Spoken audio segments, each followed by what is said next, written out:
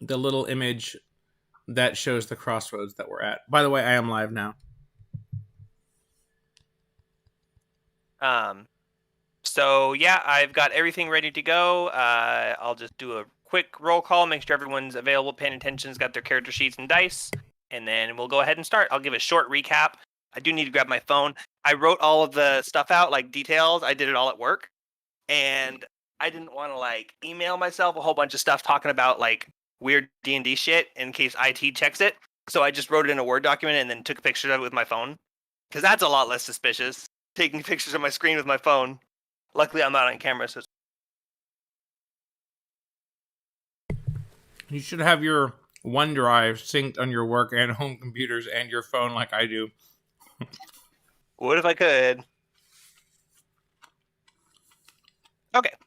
So, quick roll call. Big E. Big E's here. Sorry, I'm eating some pizza rolls. Already in character, perfect. It better be pepperoni. He wouldn't be eating it if they weren't. Good point. They wouldn't be pizza rolls if they weren't pepperoni. Abomination. So, Big E, and then Zoe. I'm here. Vanya, played by Big E, and Aravan. Present. Aaron. All right. So, at the start, at the end of the last session, for anyone who either forgot or wasn't paying attention, which I hope you were, Probably you kind me, of for both. kidnapped someone. So, I mean, if you I think slept about through it, yeah. Oh, you. Yeah, exactly. I slept through it. I'm so sorry, guys. Your dream was probably more interesting anyway. So you've got the basic kind of idea of what's going on. Girl. Technically, you kidnapped a little girl. We were accessories. Is kidnapping someone who is kidnapped technically kidnapping? Like, you're unkidnapping them. It's not really the same thing. But, I mean, to the person who you kidnapped them from it is. So, anyway, you valiantly broke into the upper floor of an old, haunted, abandoned windmill and saved a girl who Vanya recognized as one of the kidnapped children from Bowshot, who you came here to rescue, who got kidnapped by the werewolf. And she seemed grateful that you rescued her, and she's happy to be out of there. She's crying tears of happiness, but at the moment she is scared, inconsolable, and difficult to talk to. So you guys are like talking to her and trying to like get information out of her, but she's just kind of like, you get the idea that she's not going to really be talking right now because she's kind of in shock at the moment. Slightly traumatized. Yeah, just a little bit. I mean, she not really sure what's going on, but she's going with it because she's like, whatever is better than that. So, so she'll give you a little bit of information later, probably. But for right now, you're not like, you know, you're just out the door. You haven't even gotten to the hideout yet. You're driving away in the escape car. So, you are currently, quote unquote, escaping.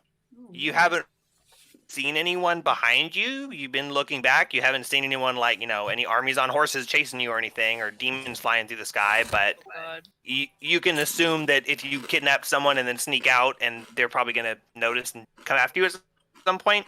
So you decided to continue your journey towards Vallaki, which is north of here. So looking at the map, it is not super far away. You gotta go up, and then it kind of curves around a forest, and then you go through some forested area, and then you get to Vallaki. So it's really about 2.5 hours away. However, the time that it takes you to get there is dependent on how fast you're moving. If you're moving at a fast pace, you'll get there fast. If you're moving at a slow pace, you'll get there slow. The speed at which you travel affects whether you can stealth, whether you can, how well you perceive things, a whole bunch of stuff. So, based on that information and your current situation, are you traveling at a fast pace, a normal pace, or a slow pace? So fast pace will be better because you are trying to escape. You're trying to get there before nightfall. You've got double check here. So there's about 3 hours until sundown. If you travel at a slow pace, you will estimate to get to Vallaki in about 2.5 hours, so 30 minutes before sundown. And each pace is 30 minutes off. So 2 hours at a normal pace and 1.5 hours at a fast pace. The other factor to keep in mind would be the people chasing you, but you don't see a sign of that. So all that to say, what pace would you like to be traveling at? Probably fast because I think we need to get out of here. But I what'd you think, agree. Aramin? I agree too. Oh yeah, we're all like fast, agree. fast. Fast. Unanimous. Get us out Figured. of here. Okay.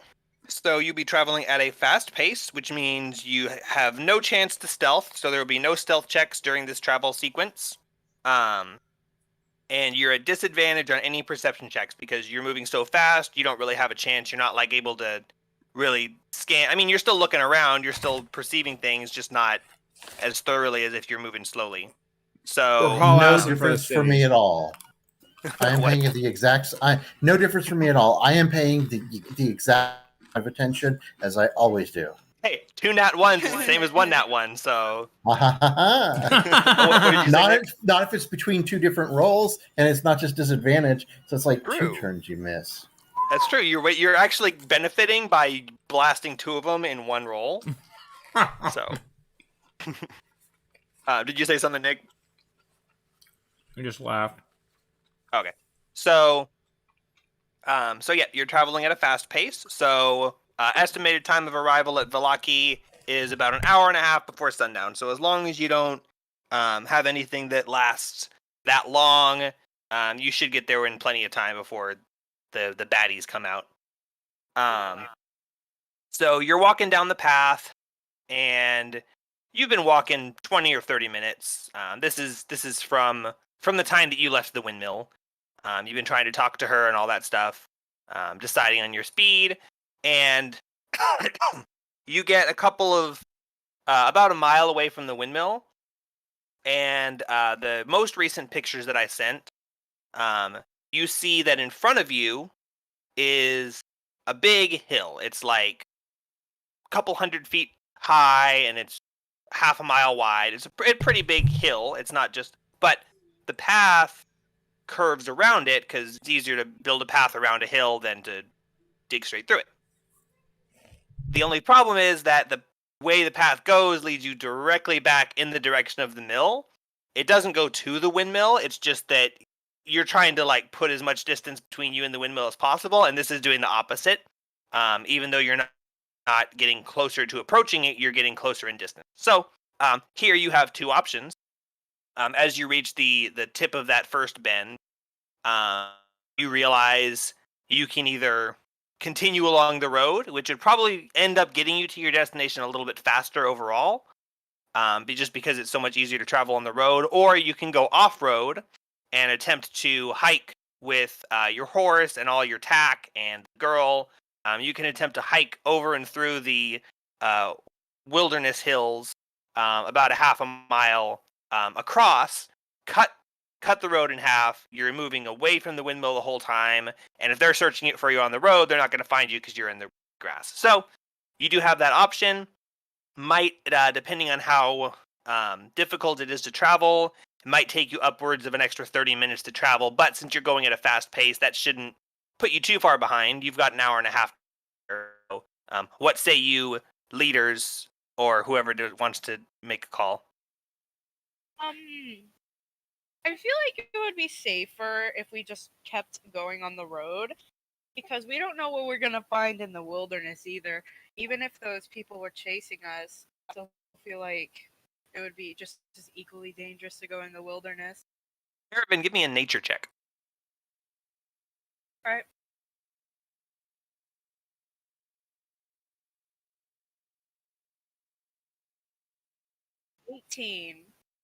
So in this area, you have just this whole time you've been on the road, you've been kind of keeping an eye out, and you haven't really, other than like in the deep forest and things like that, you haven't seen any creatures just walking around.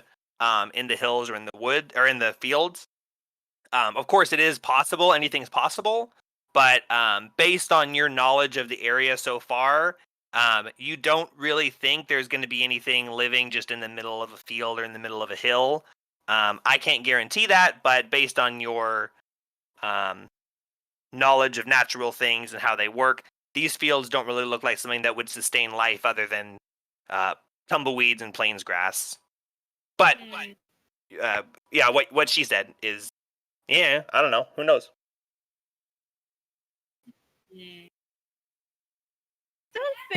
I still think it would be better to stay on the road. I Probably. think I vote for cutting through the wilderness, because if they are on our path, then they'll totally lose us because we come out on the His other reason. side of like another couple miles. You're good now. Oh, sorry. Can you hear me? Yep, you're Can you good guys hear me? Okay. Yeah.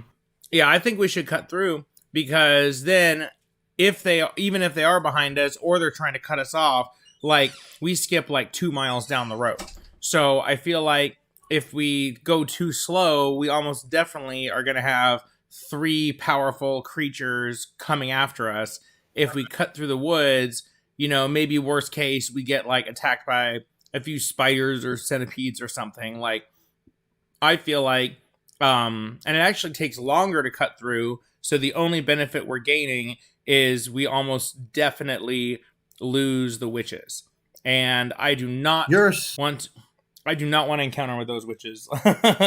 you're assuming that we're not going to leave a gaping trail of felled trees and bushes in our wake that they will easily be able to follow. I mean, Well, that's a good point. Zoe, please give me a religion check. me? Who's the religion check for? Zoe. Okay, yeah, that was what I was asking. All right.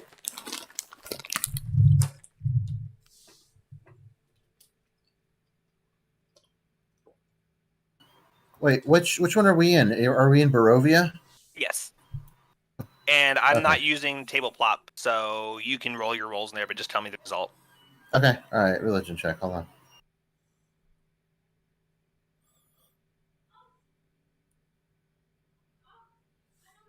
What's wrong? You don't want to have a gigantic map like me? It will come necessary at some point. 8. Yeah. All right. Hmm. You don't know a whole lot about these creatures, and you're not. You were rolling to see what you know about their ability to like track you. You're not really sure what sort of abilities they have as far as tracking. So what you said could very well be true. That they would be able to just track you, but some creatures are not that adept at tracking. So depending on the specific creature that's following you, leaving a big trail through the bush could just be like, they might think it's a wolf or an elk or something, but you're not sure what they're capable of. So that is Well- a good observation. I'm Can just Vaughn- saying it seems, I don't know, maybe it's the best idea, but I feel like they'll be catching up to us faster because we're having to hack through the jungle or the forest. They're getting the path for them if they can track So us. here's the thing that is the idea of that is if you're looking at the map, yes, if they're following you on the road, sure, you're going faster than them. But if they go straight from the windmill to that bend in the road, they're already there waiting for you. They've already caught up. They just slid down the hill. They got their sled. They go wee, slide down the hill, and they're there waiting for you. So it's not so much that they're going to catch you. It's more that is a very potential ambush spot. And so by cutting across, you're subverting their idea of the direction you're going, and now they're losing ground because you went a direction they aren't expecting. So it's less about losing them and more about deceiving them. You're not gonna lose them in a straight foot chase. Yeah, Okay, they might I not be voiced my behind us, they concerns, might but I be don't in think- front of us. Yeah, I voiced my concerns, but I don't think I should be a deciding factor on it. Well, I That's a make pro- bad that- decisions. that's a problem because Vanya and Viggy both vote for crossing. Vanya says, oh, I'm not really good at all that stuff, so I'll let the three of you decide, and I'll just go with whatever the consensus. Big E Okay, says. so we're crossing. Huh? Big E wants to cross. Big E If says. we die, Big E gives. Well, Big E's gonna die. Big E says we're all gonna die. okay. But let me tell. I would like let me to tell you this: when my mama is coming after me and is about to really give it to me, I will brave any abandoned woods in order to get away from her. But if I'm just running down the sidewalk, then she can cut me off pretty easy, and she gives me the taste of that whooping, and it's not good. Okay, Were you I gonna would say? like to ready an action for some point in the future where the moment I get killed or knocked unconscious, I immediately scream, "I told you so," as my last reaction. Well, that was just assumed. I thought that was like a default. Okay, well, that's the case now. If we go Okay. into that woods and we die because of it, or I die because of it, I told you so. I mean, that's like all of my characters' default. If someone else makes a decision, I'm like, okay, but I told you so. Unless it works out, and then it's like, okay, well, that was a coincidence. So next time it might not be that lucky. Yeah, I'm basically, you guys are voicing your concerns, and I'm just letting you know what the counterpoint to that is, so you don't have to argue amongst Okay. yourselves. I'm letting you know what your characters would know as they voice these concerns to themselves. They would go, well, wait, here's why that doesn't line up. So your concerns are very valid, and I'm just letting you know in which ways those might be not quite what you expect. I don't want you to get the wrong idea of what the purpose of crossing is or something like Okay. that. I just want you to know why. So with all that information, if you still think it's too dangerous to risk, but there are benefits of it, or I wouldn't have presented it to you as an option. Sure. I'm that sure the you're- forest isn't a mimic. An option. It might be. It's put it this way: it's an option that your characters themselves concede. mimic you didn't forest. as players. Well, I'm outnumbered 2 against 1. Even if I throw my vote, it's 2 against 1. I don't If I think don't- Erevan has made a choice yet. Last thing I heard was Erevan wanted to continue on the road. So But really, Yeah, the point Erevan is, I'm not casting a vote, so it's 2 So out it's of 1-1 then. Yeah. I thought James and Vanya said Frost. Vanya is not a free vote for Nick to cast. Vanya said whatever. Vanya said whatever the consensus of the party is, I'll go with. So that means the three of you They won't let decide. me get Let's 2 just votes. fucking cross. Okay. Let's just fucking cross, okay? Okay, I say we leave it up to Erevan, because if we do get ambushed, I get to say I told you so. Plus, I'd kind of like to see how that all plays out, but I'm just going to say to Erevan, we never found out for sure what monsters are chasing us, but I have a feeling that if they catch us, that we are done. So I feel like anything in the woods is better than certain death. Can I get any kind of a religion check to get another chance at knowing anything about those creatures, or like helping Zach's roll or anything? You go ahead and give me an Arcana check, because you kind of already have an idea of what they might be. So give me an Arcana check to know what they might be capable of. Big E had an idea. So Okay, well, Big E's gonna make the check. Yep, an Arcana check. Okay. So Big E, Arcana check. 1. No, I'm just kidding. But it's not great. Okay, my Arcana's +5, so 14. He has a vague idea of the type of creature that they could be, and he knows that they are not especially powerful trackers. They have other means by which they locate their prey, but the tracking aspect that Zoe was considering earlier, not so much. So as long as you got someone like going behind and like refluffing up the bushes and stuff, they're not. I want to go behind and fluff. You're a fluffer, huh? Different stream. Okay, so I still say we let Erevan decide, but I would like to say that my interpretation of that is basically if we cut through, we almost definitely get away from these creatures. If we don't cut through, we have a chance of encountering them. Basically, but let me make it even more concise. If there's an ambush set up at that point, walking along the road is certain death. If there is not an ambush, then cutting along the road, cutting across the forest is putting yourself in more danger than you need to. Okay, let's go But to the damn it's- mimic. It's a question of whether there's an ambush at that fork or not. So if you decide not to cross and you just take the road and there's no ambush, then this whole thing was pointless and you saved 30 minutes of time. Game time, not real life time. It's 30 minutes of game time traveling because you didn't take the harder path. But Or if there's Jake an ambush, you all die. I think it's likely that Okay. Jake spent 6 hours detailing an ambush that he's just waiting to crush us with. No. Go whichever way you want to go. I am prepared for. Oh, I'm picking. We should go cut through the forest. I don't want to risk certain death. yes. Yeah, I mean, worst case with cutting through the forest, is that bad things happen in the forest. Also, not the forest, hill. Worst thing that happens in the hill is bad things happen. Worst thing that happens on the path is you die because you walk into their trap. So it's guaranteed, a chance of guaranteed death, or no guaranteed death, but a chance at death. I just wanted to make sure you guys know that your decisions matter. It's not just like an arbitrary, oh, do you want to go left or right? There are factors to consider here, and so it's not just like an obvious choice. It's not supposed to be an obvious choice. It's supposed to be a difficult decision that you guys talk about, and everyone's brought up valid points. So let's take a vote, and I'm just going to call out names and say path or a hill. Biggie. Biggie wants you to start with Erevan so he can be influenced by that. There you go. Erevan. Hill/forest. Biggie. Hill/forest. So Ah. you can still say the other one just to voice your discontent with the plan, even though you're willing to go along with Like it. Supreme Court dissenting opinions. Yeah. Talking is Zoe. This decision has been so frustrating. I almost would rather just sit here and wait for the certain death. But I guess we go through the fucking forest. Let's go. We're gonna run into a wild Warwick out there that's been fed by bot lane, though. No, that's the river. Actually, wait, it is more like a valley. Never go going into the into- river alone.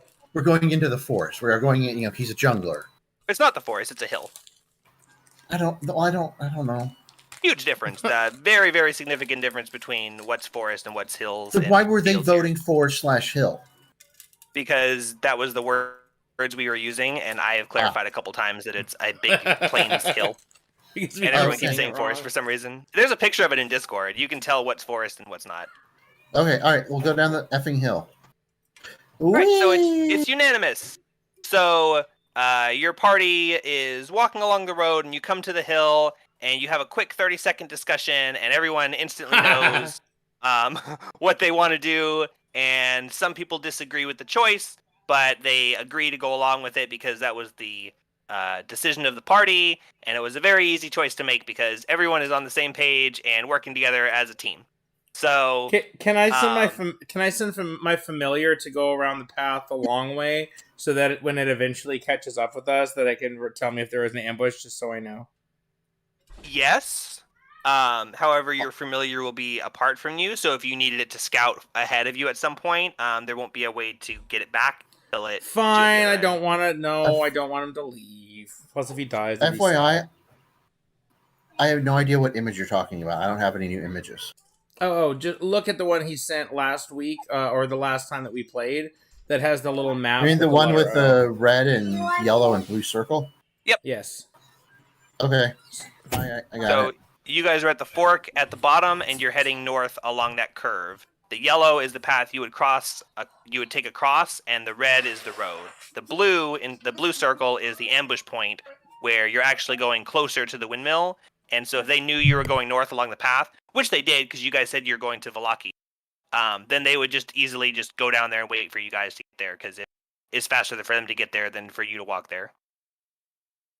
So you're walking along and you're almost to the point. You're realizing that this path goes around the hill, and you get to the point where you think it would be best to cross. You're looking at the map. You're kind of surveying the shape of the land and the hill, and you can't see the other side of the hill, but you're looking at your map, and it's you're trusting the accuracy of it, and you're getting up to that point. You have noticed that the girl has calmed down some, especially with you guys arguing and stuff like that. She's just like zoning it out and stuff. If you would like to ask her any questions before you start trekking through the wilderness, you can do so now, or if you'd like to wait until after that's resolved, whatever you'd like to. She seems like she's able to be talked to and approached, but otherwise she's just gonna sit there and stay quiet because she's not gonna screw up what she's got going. I mainly want to know because we know where she's from and stuff. I mainly want to ask her about how she got captured, and if she knows anything about those creatures, like if they were eating any other kids or anything like that. She says, I've got a whole thing, but I don't really want to read it out in her voice. Plus, that's like a long thing, and we've already been doing a lot of not gaming, so I'll read out the whole story later. Maybe when you guys rest, she'll recant her whole story. But basically, the long and short of it, I hope I took a picture of this. I'm sure I did. Is her and her brother were sleeping at home, and while they were asleep, she was woken up by people yelling and screaming outside, and her little brother cowering under the sheets. And she went and peeked out the front door, and she saw giant wolf people standing on their back legs, roaming around the town, and there were bodies everywhere and blood on the ground. And so she slammed the door and locked it, and went inside and ran and got her brother and went to her parents' bedroom. Her parents weren't there.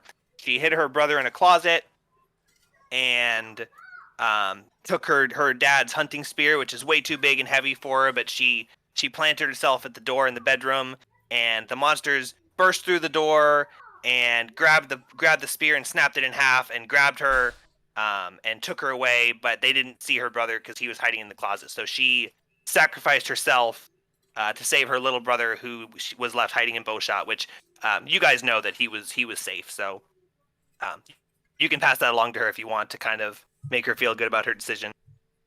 Oh, I'm sorry. Your brother probably died. And then Vanya's like, Actually, I no, know for a McGee, fact we met he him. did. He's okay. No, I saw him. I saw his body dead in a closet. I'm very sorry to tell you that. She starts crying. She goes, "Oh, the closet! That's where I left him.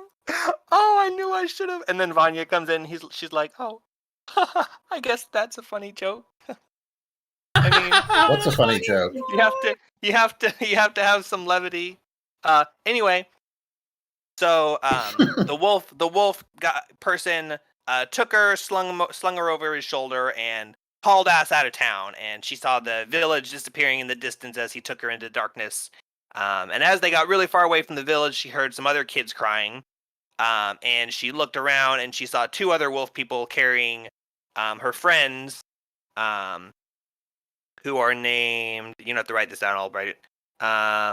Philip and Gwendolyn are the two other people who are missing, a boy and a girl, both about her same age. And the wolves had them also, and then 3 more wolves appeared, so there's a total of 6 wolf people, and they all marched into the forest, the misty woods that you guys went into, and she describes that they walked through the woods forever, and she started having trouble breathing at one point. The air got so thick, and then they left the forest. They went through a big iron gate, and on the other side of the gate, they got out of the forest, and she was finally able to breathe again. And then they camped because it was dark, and they got away. So they camped, and while they were camping, she saw them transform back into men, but they were wearing hoods, so she couldn't see their faces. So she couldn't describe them or point them out, but they're definitely not monsters. They're werewolves. They're humans that turn into wolves. And she tried a couple times to talk to the other kids, but the wolves didn't ever let them. They kept them apart, and if they tried to talk to each other, they separated them and yelled at them. Okay, so that is how they got here. The reason she is at the windmill, specifically, The wolves brought them. That was their first stop when they got here. They brought her there. A man went in and came out with a bag of coins, and he said that she lives here now with Granny, and that's her new grandma. And this is her new home, and she lives here. And this nice old lady comes out and greeted her and let her in and gave her cookies and a bed and was super nice and super sweet, but she got kind of a weird feeling about her. And then the next morning, she woke the girl up early and said, "Okay, sweetie, time to get baking." And long story short, she expected the girl to be her baking apprentice. And she told me I'm her a princess because she's a little girl, so she says a princess instead of, because she doesn't know the word apprentice. So yeah.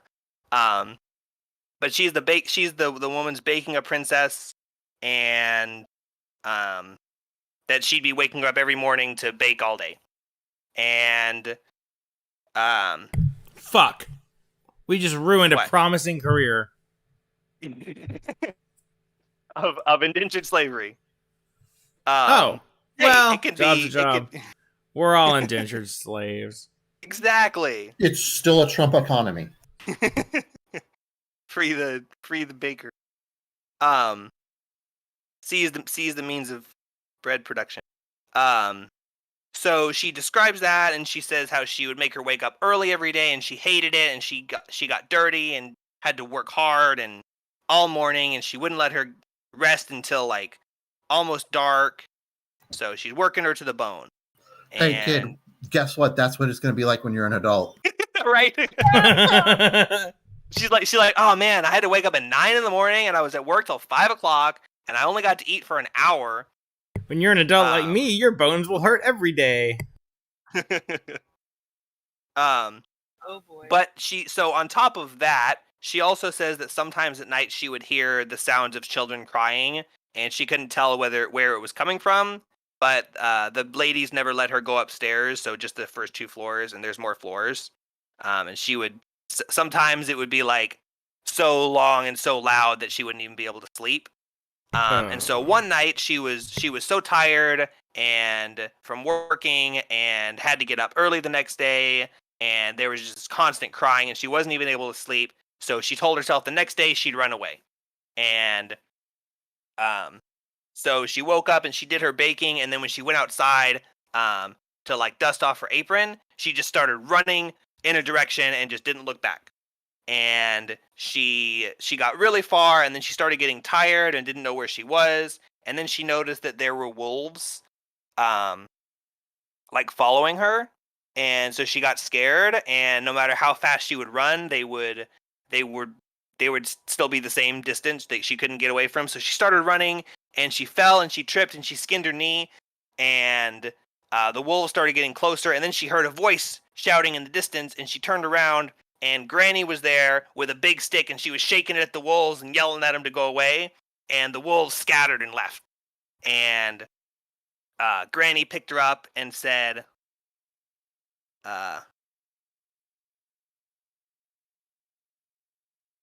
she said, "Sweetie, you can never try to escape like that. There's lots of bad people and monsters out here who would want to hurt you." And she says she didn't believe her at first, but then a couple days later, she's been here for about for 2 or 3 weeks, by the way, because you found out a little late, and they were like, "Oh yeah, we'll go for the next full moon." So she's had some time to have some experiences. So one day, while Granny was gone, there was a knock at the door on the windmill, kind of like when you guys knocked on the door.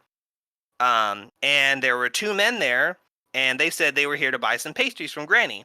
And she said that Granny wasn't home and that they could come back when she was here. And they looked at her, and then they whispered to each other, and they told her to come with them to look for Granny. And she said no and tried to shut the door, but one of the men put his foot in the door and then said, "You're coming with us," and put a sack over her head and tied her up and slung her over his back and started taking her away, and she was so scared. And then they walked, and they were talking about getting random money for her. And then after about 5 walking, she heard a thump, and then the man that was holding her fell over and fell to the ground, and she fell asleep.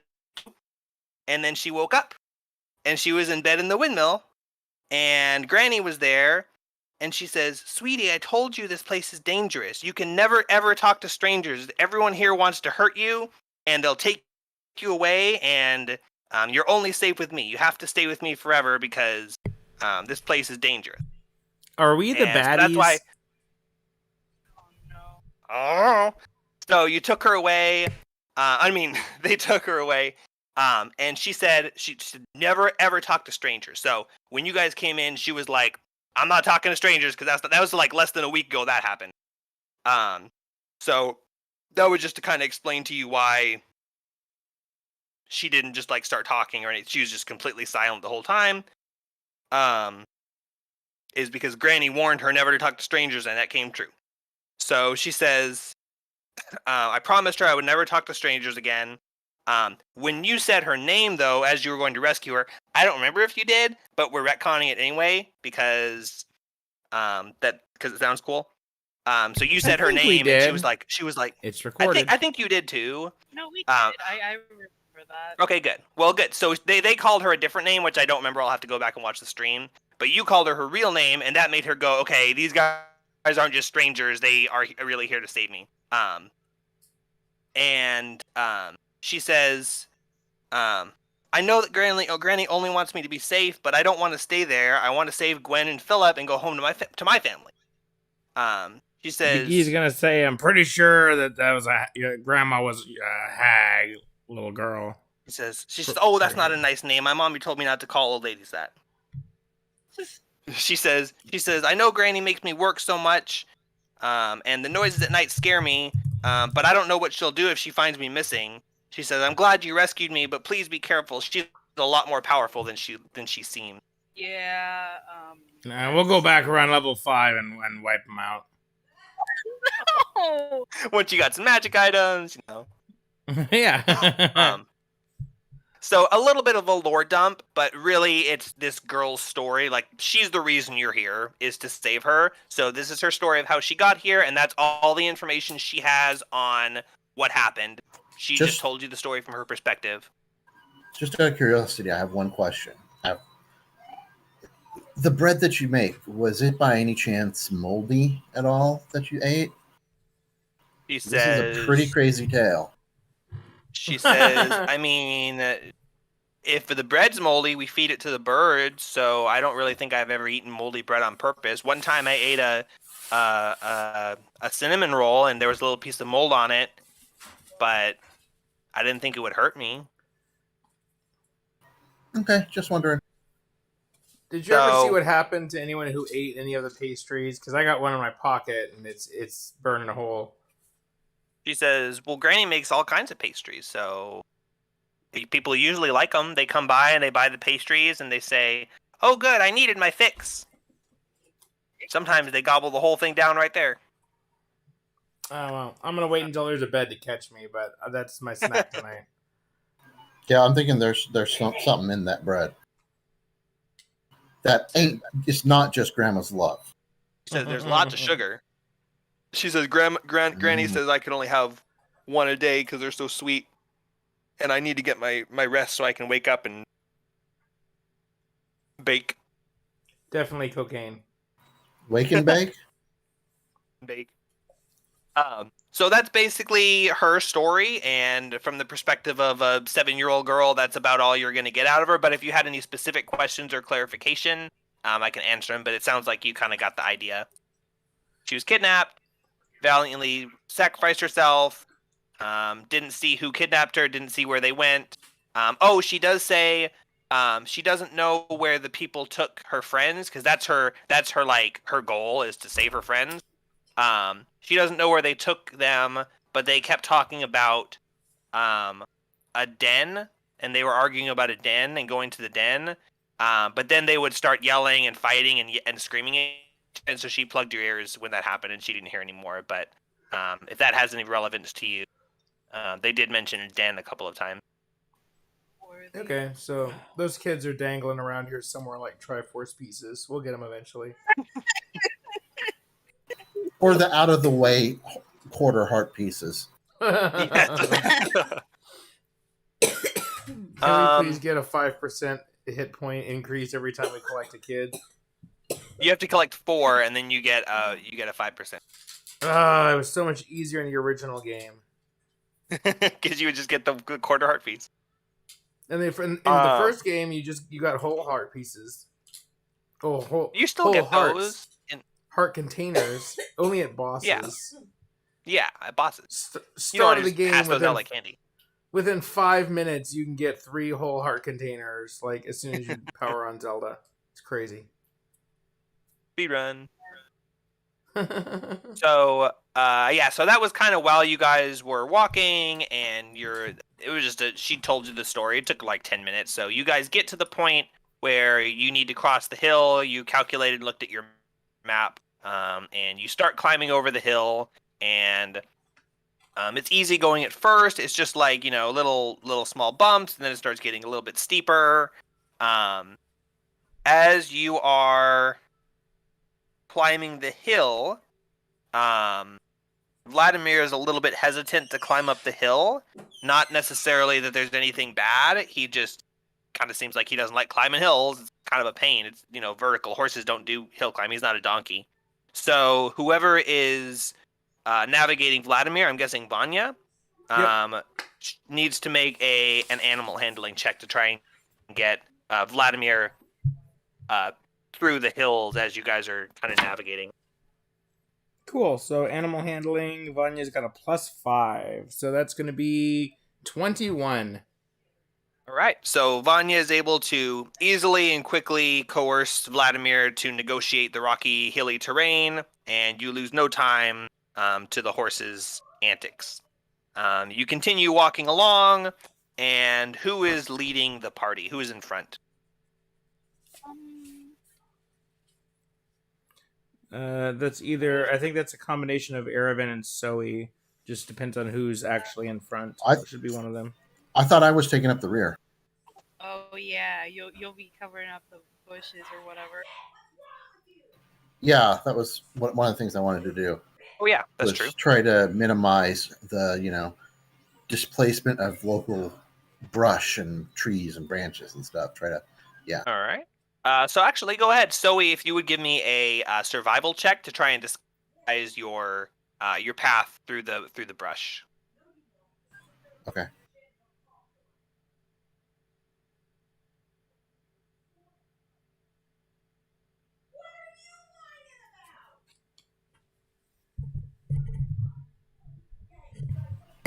I don't like this game anymore. 8.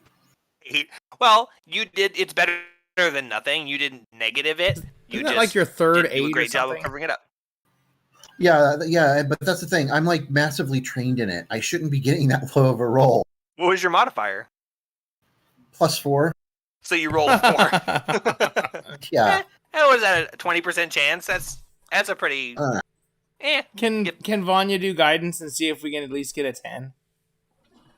Yes, but what I'll do is I will say Vanya can allow one person to have guidance on these checks. So if you want to use her guidance on this one, because you're taking time to climb through the hills, but she can't just, because these things are more of like, it's not an instant check of something that happens. It's an ongoing check that you're basically constantly making, but I'll still allow her to add it to one person if she wants to continuously grant them an advantage. So if you would like to use it to add to his 8, you can roll that now and tell him the result, or tell me the result of the D4. I don't think there's anything else. I mean, unless we get interrupted by a battle, I don't think she's. So yeah, I won't use it again on this cut through. So she's gonna be a +1. So 9. So 9. That's not terrible. It helps. It's better than nothing. The fact that you had the idea of doing it is a better benefit than just not doing it at all. So that's that. And so Zoe was in the back. Who was in the immediate front? I think Vanya would probably be further back as well because she's got the horse. So Zoe, Vanya, and then did you say Erevan should be in the front? Yeah, I'll go ahead and be in the front. Okay. Out of curiosity. Oh, go ahead. Well, I guess Vanya's got the armor class though. So I guess it actually she's would make sense for her to go in front of Big E. I don't know. Do you guys think that it should go Big E and then Vanya, or Vanya and then Big E? I think McGee first. Okay, so it'll be Erevan and Big E. So basically, the quick ones, like the scouts, are in the front, and then you've got your heavy armor in the back. So okay, that's how we're gonna go. Okay. Yeah, actually, especially while you guys are potentially fleeing, that's not a bad idea to have the 2 tanky people in the back. Sorry, we were gonna say something, Willow. I have nothing to object against. I think that's a good idea. Okay. And then, not super relevant because I don't really plan on using her in combat unless I really feel like doing it for story reasons, or if you guys need her. Where is Irina, the girl, the woman that you're escorting to Valaki? She's riding. She's riding on top of Vladimir, so she's right next to Vanya. So she's pretty well protected. Is Irina riding on Vladimir, or is Irina? Sorry, I was thinking of the little girl. The girl?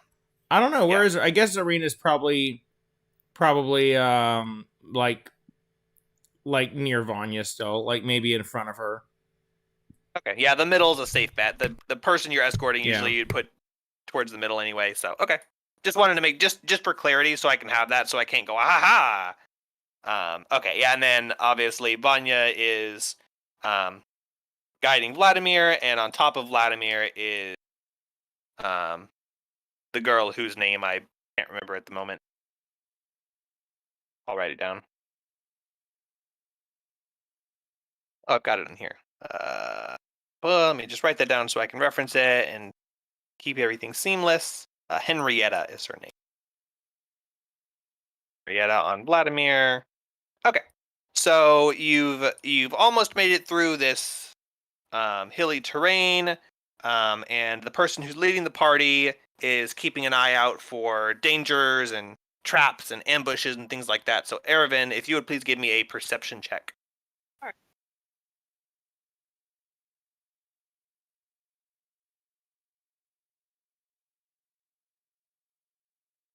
12. 12? Yeah. All right. As you guys are walking along, you're scouting out and you're making sure that, you're keeping an eye up and you're making sure there's nothing flying around circling you and there's nothing creeping through the bushes. And you step forward and you're like walking. And after a while of walking, you start to realize your feet had started sinking into the ground a little bit. And you look at your feet and you're like a couple inches down, and you realize you're like in the middle of a little lowland bog that you've been walking through for a little bit without actually noticing it because you're paying so much attention to where you were going. You weren't like looking down. Not a huge deal. It's just a little harder to walk through.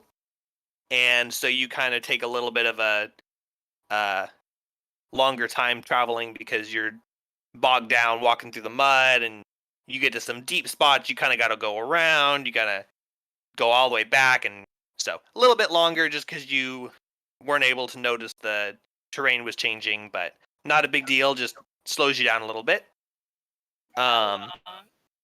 And lastly, as you guys are walking through this hilly, muddy, rocky terrain, uphill, downhill, sliding down slopes, everyone give me a Constitution saving throw. All right.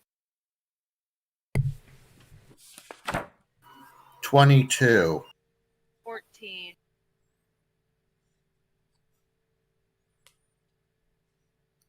And then I'll roll for Vanya. And Big E is 20. Big E's 20. Okay. So everyone is able to continue marching forward at a steady pace. None of you have become fatigued enough to require sitting down to take a breather. Speaking from experience, hiking 2 miles in the blazing sun. Your guys aren't in the blazing sun, but uphill, downhill, soft ground. If you're out of shape, you got to take frequent rests. So luckily, all of you are in shape, and you are able to continue walking. And you only had a 15-minute slowdown from versus staying on the path. So you successfully avoided any potential ambushes with just a very short detour. As you descend the hill, you see the path off in the distance, and it just like it shows on the map, it snakes around and follows the tree line, and heads north towards Valaki. So, you meet back up on the path, and are you just gonna continue walking north towards Valaki? You know which direction like the road is facing. You don't have to guess which way to go or anything. Yeah, and Left is back we're towards the still windmill. moving. We're still moving quickly, I think. Yeah. Okay. So you continue at a fast pace, and as you are trekking quickly forward down the path, you're glancing from side to side to watch for any obvious threats or traps. Are we keeping the same marching order? Yep. I am. My part, at least. All right. So yeah, there is no more like trail that needs to be cleared. So if you would like to change, you can, but just wanted to give you a chance. I think this is a good formation in general. Me too. Okay, I was just making it because that was a specific reason you're doing it, so I was just making sure. I also All would right. prefer to be in back, anyways. Yeah, that's fine. So you're not stealthing. Aravan, please give me another perception check.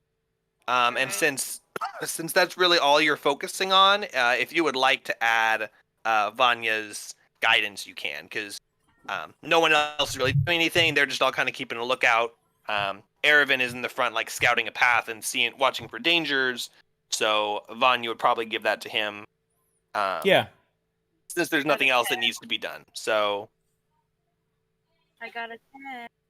10. Okay, go ahead and roll you the can guidance. Add +3. Oh, I already added the guidance.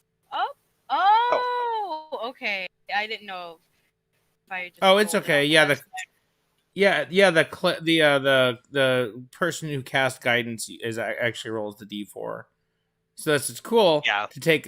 To take like a druid or a cleric, and you have guidance, because every time everyone else rolls, you're like guidance, guidance, guidance. Yeah. So you get You to roll be every time actively anyone participating. rolls. So what was the total? I'll take whatever was the higher one. I don't care. 12. 12, yeah. Okay. So you're keeping a lookout, and as you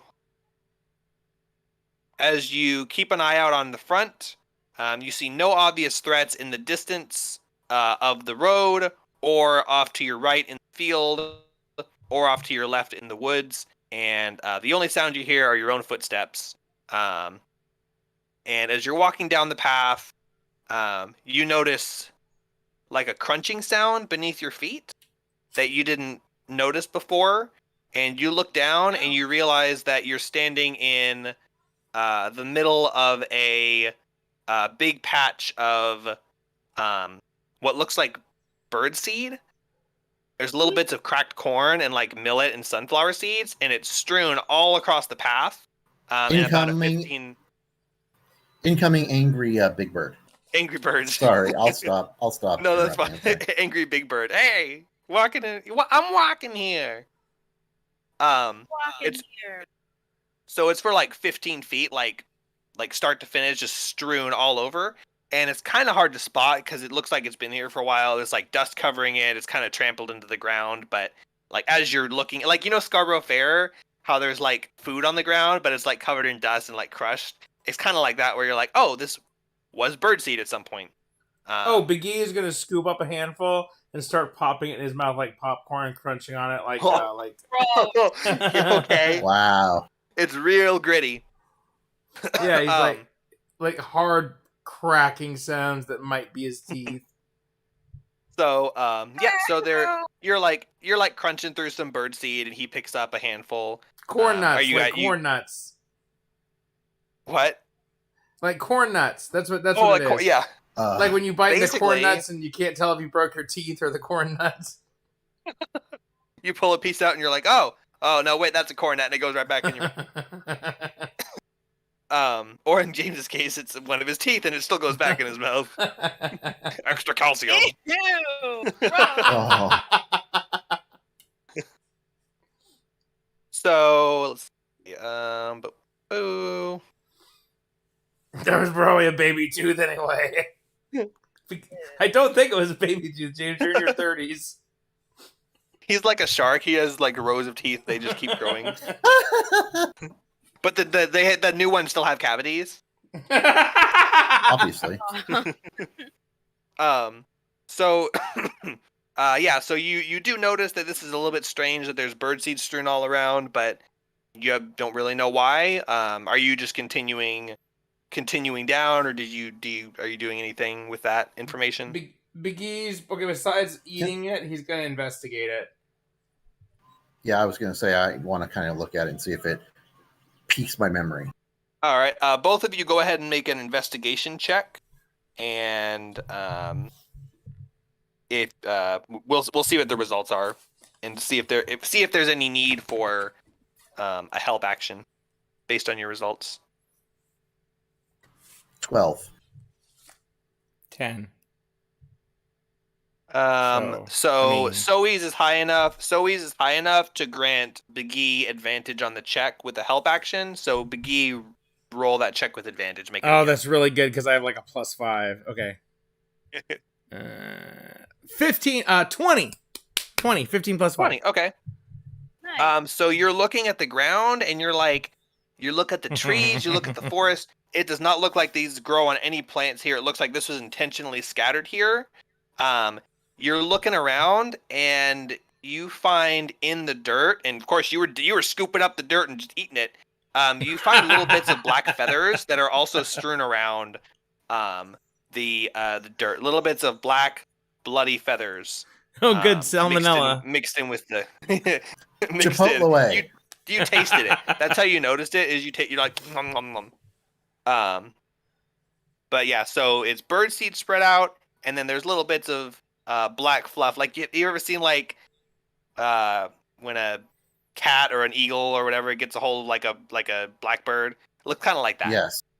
But it's all like crushed into the ground, super hard to see unless you're digging through the dirt and looking at it. Okay, so but yeah, something you is see that. summoning giant birds here to eat them? Like baiting, like they put down bait for giant birds, like a rock, or something, and then they're bigger than that, like they're a dragon or something, and then they eat the birds. Oh, well, I'm gonna keep eating this stuff because I think it's pretty good. Does it taste? Do I think it tastes good? Yeah, I mean, it's better than any of the food you've had here so far. It's All nice. right, yeah. Corn tastes fresh, as fresh Nom, as nom, it can nom, be. Dried corn. The millet is nice and crunchy and soggy. Both. Maybe we should travel at a normal pace for the rest of the way here. Just kind of keep our eyes out for any giant such and suches. All right. But you're continuing down, but you're going at a normal pace now. Yeah, I think we got enough space between us and the witches. All right. Well, as you spent maybe a negligible amount of time here, 5 minutes. You're just kind of like looking around, so no extra time wasted. However, as you stand up and continue to walk forward, conveniently you don't need another perception check because you see something walking out of the woods ahead of you. Ah, shit. You hear rustling, and then a creature with, or I guess technically an animated, you don't know it's a creature, a sackcloth head and chest stuffed with straw that's sticking out haphazardly, with a sackcloth head that is has a crude face drawn on it, and it turns and looks at you, and its sackcloth eyes. This is a description from the book. It says rictus. Who here knows what rictus is? Me. Anyone? I What was the hell is literally- it? I googled it. I was just telling Deanna what it was the other day. It's like imagine a dead body and its smile curls up into a horrible grin, like the Joker has a rictus grin. Okay. Like some disease that like contorts your mouth so it's in this horrible smile, or like that Irish gang that like carves smiley faces on someone. or like a clown with like an evil smile. So it's like an evil, twisted, tortured smile. And Oh yeah, that. but you can. But how could you not find that with like? I didn't Google it recently. I'm telling Deanna I've this, never and I'm heard like, I know I'm not describing it very well, but I don't want to bother with Googling it. All I know is oh my god, what's that guy's name? The movie The Man Who Laughed, the movie that the Joker was based on. Oh, Never seen it. It's I like didn't know not he was seen based it. on a movie. There's an old black and white. Oh, okay. So check this out. There's an old black and white movie called The Man Who Laughed, and it's about this guy who was born with some like disfigurement. The Man Who Laughs, and he's got like this horrible smile. It's based on a Victor Hugo novel. So think of like Hunchback of Notre Dame or something, but it's like this guy with this twisted smile on his face, and all this like stuff happens, and the movie comes out, and it's like this classic, like, you know, black and white era movie, and it inspired like the comic books that were being written, and whoever was writing for Batman was like, wow, that guy's fucked up. What if there's like this evil clown that's a nemesis for Batman? What's the guy's name? Gwynplaine, that's his name.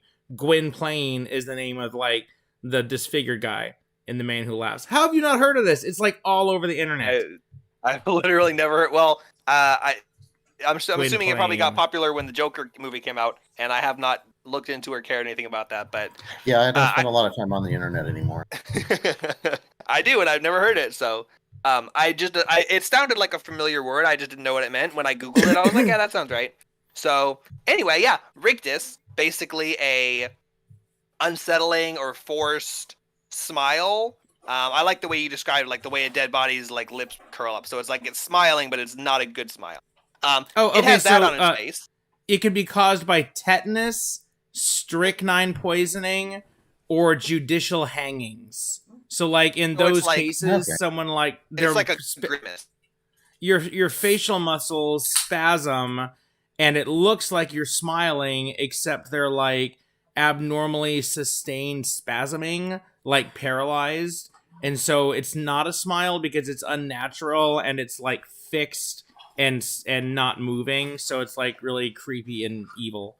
And yeah, so if you die from strychnine poisoning, fixed, not like fixed is the other like description. emotionless. It's like, yeah, so fixed, gruesome looking smile adorns this thing's sackcloth face, and it's sewn on eyes staring into your soul. Its face ripe with malevolence, and its gut is stuffed with dead raven. Oh and it shit, has that's long, right. This is rusted knives. This is D&D, and it has long rusted knives for claws. And it snaps its claws a few times, and then charges at you at full speed. And everyone roll initiative. Fuck! What? Dang it! I want to make sure my action to yell "I told you so" is still ready. You're not in the hill. You passed the hill. But Okay, yes, your action is still ready. No, I meant by going down this path and going around. If I end up dying, I blame it on them. Well, this is on the road, like the path you guys are traveling, so you were gonna pass through here anyway. It's the same path you guys were taking. You just skipped a section of it. 7 initiative. Okay. Biggie has 8. 8. All right. Aravan. I got a 13. 13. Oh, boy. Yeah.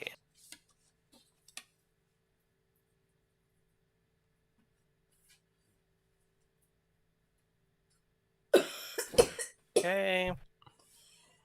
Do you want me to roll Vanya, or do you want to? I will roll Vanya. She gets a 15. Can we establish that when this creature jumped out, Biggie said something like, "Oh, look at that horrifying rictus grin," and then someone else was like, "What's rictus mean?" And then we had that conversation while the monster is like looming towards us.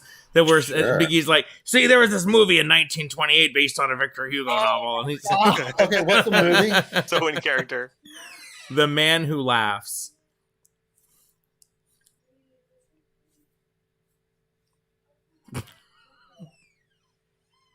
Biggie, watch out! Ah! He's like, it was like it comes out of the woods and it's like walking towards you slowly at first, like in a distance. So you guys have plenty of time to prepare, and Biggie wastes all that time talking about the Victus. And then as soon as you're done talking and you guys all look at it, and he's like, oh yeah, like that. And then it starts charging towards you. Oh my god. So based on initiative, Vanya is first.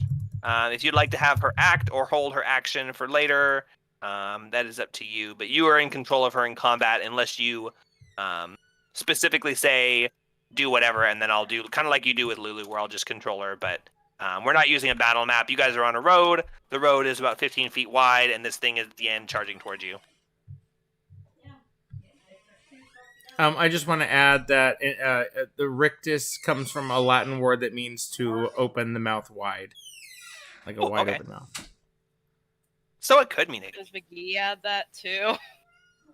when he smiles, it looks pretty Biggie rictusy. has a permanent He kind frown. of does. A permanent frown. He does have a permanent frown. I'm gonna enlarge RBF. this picture of him. Rictusy critic. Oh boy. Cricket. Even when he smiles, You know it what I looks mean. like he's frowning. Backwards. Rictusy cricket. Thank you. Yeah, I'm picturing that's what'll happen at the end of the series. Oh, we saw Big E the other day. I didn't. Deanna, wait, who saw him? Was it you? Me and Miles. Oh, okay, Deanna and Miles were outside, and they were walking down the street. No, driving them. Driving down the street. Oh, yeah, and she said, hey, do you want to drive down Big E's street and see if we see Big E? And Miles was like, sure. So they did, and they saw him, and he was just standing there, like, next to, like, a couple other people, and Deanna says, and this one guy who was, like, really old-looking, like this old man. And I said, that's his dad. That's his dad. He's older than God. He's older than the first man and woman. And then they were like looking at trees, and Biggie and his dad was talking, and Biggie was like nodding, like, "Yep, that tree right there. Gotta chop that one down." Yeah, and then like his hands were on his sides. hips, and he's just like he's got that Biggie pose. And then the next time that she went by there was like all these branches and like cut down trees and stuff. So it was like, hey, It's a Biggie, log Blood. off, log off your computer, get out here and chop some shit. Okay, chop.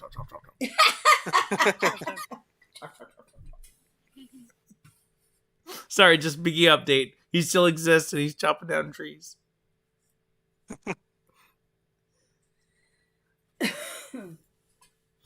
So Vanya? Is it Vanya's turn? What's going on? Or did, Yeah, or sorry, did you start? I'm rolling HP. Okay. My, He's still my setting up. calculator wasn't cooperating. Did Vanya? Well, we don't know the monsters yet, but did I didn't pay attention to you guys. Did Vanya get highest? Vanya got highest, and she can either go first, or if you'd like to have her hold her action of some kind, you can, since she's not really the kind to rush straight into combat. Or at any point, if you want me to take control of her, I'll do whatever I think is best. I'm not going to make you constantly control two characters, but just recapping since we were talking about that earlier. But yes, Vanya is first, and Biggie, you are currently in control of her. Okay. She's probably gonna like shoot a crossbow or something from back here. Oh yeah, this thing is clearly charging at you. It's not like a question of whether you can negotiate with it. It's coming at you and slashing its claws. I've got an idea. And by the way, let me know when it's time to go. I'm just talking while you're getting everything set up. Oh, you can go whenever, but go ahead and talk. Okay, so there's this spell called Bless, okay? And we haven't really used it, but what it does is I can pick three creatures, okay, so not all four of us, but three of us, and every time, as long as the spell is on, the whole time, every time you make an attack roll or a saving throw, you add a D4 every freaking time. So three of us will get a plus D4 to our attack rolls, basically for the whole battle, and that's one spell slot. It is concentration though, so I have to be careful not to get it, get attacked or have it broken. If I can't concentrate on another spell, but I don't think I have any, and if I get attacked, I might break concentration. What do you guys think? Do you want me to dish out some 1d4s? Yeah. And I would give that to everyone but Vanya, because the three of you are all going to be doing melee. Biggie can blade sing, and we can probably bash this guy down pretty quick. What do you guys think? I think that'll Whatever be you all want. right. Cool. being a light cleric, Vanya actually has some pretty cool offensive spells too. But Yeah, they're pretty. you guys are all so offensive. It's really better if she does support. But yeah, she's a lot of damage too. Almost finished up here, and so yeah, Vanya, you can go ahead and go whenever. Okay, so Vanya sees the creature stepping forward, and so she steps forward and she holds her hand up and clenches her fist in a silent prayer to her god. Actually, there's probably a verbal component. Anyway, and she casts bless, and she's going to bless the other 3 members of her party. So Biggie, Aravan, and Zoe, you are blessed for up to 10 rounds. Nice. And we roll a what with? Is it to our attack? Yes, every time you make an attack roll, you get to Or add a saving throw. 1d4 or saving throw. Yeah, Okay. both. Every attack roll and saving throw plus 1d4. Oh, and she sprinkles a little bit of holy water from her flask on you guys as she does that as her action. And then she's going to stay back, with you guys. She's not charging forward or anything. All right, I am marking off a spell slot for Vanya, and the party is blessed. And I've marked those down. So next in initiative is Aravan, and the Scarecrow, he's charging straight for you. You're right in front of the party, and he's just click-clacking, the scraping sound. It's obviously a Scarecrow. What else would it be? I have a weird sackcloth creature imagination. with wooden limbs. And I was picturing Oogie Boogie. Fiddlesticks. Oogie Boogie. It literally looks like Fiddlesticks. It's Fiddlesticks with big, sharp, rusty claws, which he's scraping across one another, trying to sharpen them before they cut into your That guts. is freaking terrifying. I do not like this. I have no idea what his CR is, and I'm not okay with that. Can Vanya do like a religion check or something on this guy to see? Sure. She can make an Arcana check, and it's charging towards you. We'll say it's about 40 feet away, so it's a little bit too far for Aravan to move up to an attack in melee, but it's also too far for it to move up and attack you on its next turn. So it won't be able to make it up to you and attack, assuming it has a 30-foot movement speed, which that's kind of the base assumption. It could move super fast. You don't know. You're seeing it moving. You kind of have an idea of how fast it moves. Vanya doesn't know anything. She got a 4 for Arcana. All right. I mean, you know what you see, basically. It looks like some kind of an unliving construct. Clearly not any good alignments. And it's moving it looks like it's moving about 30 feet per round, based on what you can see. Guys, how would you guys feel if I use Dissonant Whispers on it so it can run away? That would be a big waste of the bless. Or would that... Yeah, that's true. All right. I'll just... It's okay. I don't care. I mean, in the end, that would save us a lot of time and potentially be a smart move. I'm just saying, feels like it wastes the bless. I should have said that before the bless, but I was still thinking.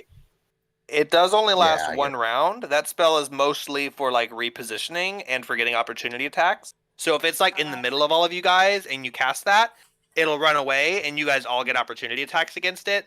Okay. The spell like what I cast in the other game, that was turn undead, and that makes it run away for a long time. Dissonant Whispers is 1 round, so that's to put distance between you or to get opportunity attacks, not for a permanent make it run away while you escape. Okay, that makes sense. All right, I'll just stab him with my silver rapier. All right, he is 40 feet away. How do you want to get up to him? Oh my god! All right, fine. I'll get as close as I can to You could do ranged attack too. I think I can throw a dagger or something, but I don't have any ranged weapons besides that. You don't have a short bow? You've got silver daggers, so that's kind of what you would use. I think you only have 1, so you'd have to pick it up after you throw it. You also have Vicious Mockery, which is a spell, which is a cantrip. It's not very strong, but it makes it have disadvantage on its first attack. So when it comes up to attack you, it's going to have disadvantage. I also made the DM mistake of writing down that I allow you to cast Vicious Mockery as a bonus action, so you can throw a dagger and Vicious Mockery. If I wrote it do down, it's that. true. So, That's pretty good. but That's remember, Alright. once you throw your dagger, you do have to go pick it up. But you can do that. Pick it up at the end of initiative. Yeah, or it'll be on the ground, so you can walk over and pick it up if you're in that area, or you can just do it at the end of combat. Dude, So we need I'm to get you a gonna- crossbow or something. I can't believe you don't have a ranged attack. That sucks. We'll hook you up. Does. Thanks.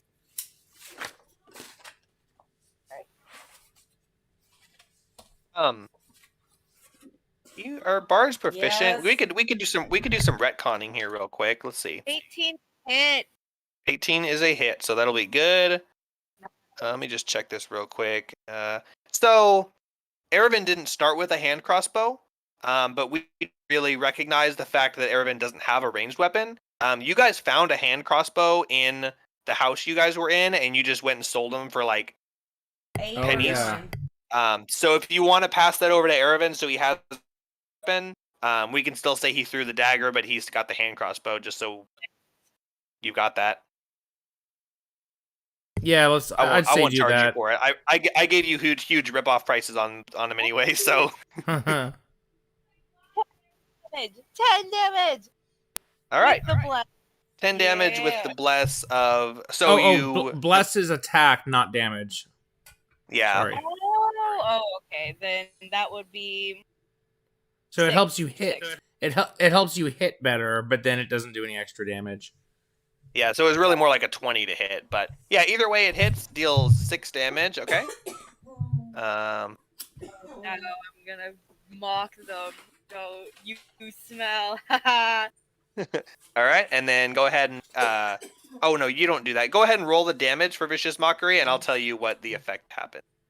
Because I have to roll the save. But tell me how much damage it would be if it hits. 4. 4, nice, okay. It also That is has a- a disadvantage on its next attack roll. If it hits. So it is a Wisdom saving throw, and go ahead and check and tell me your spell save DC.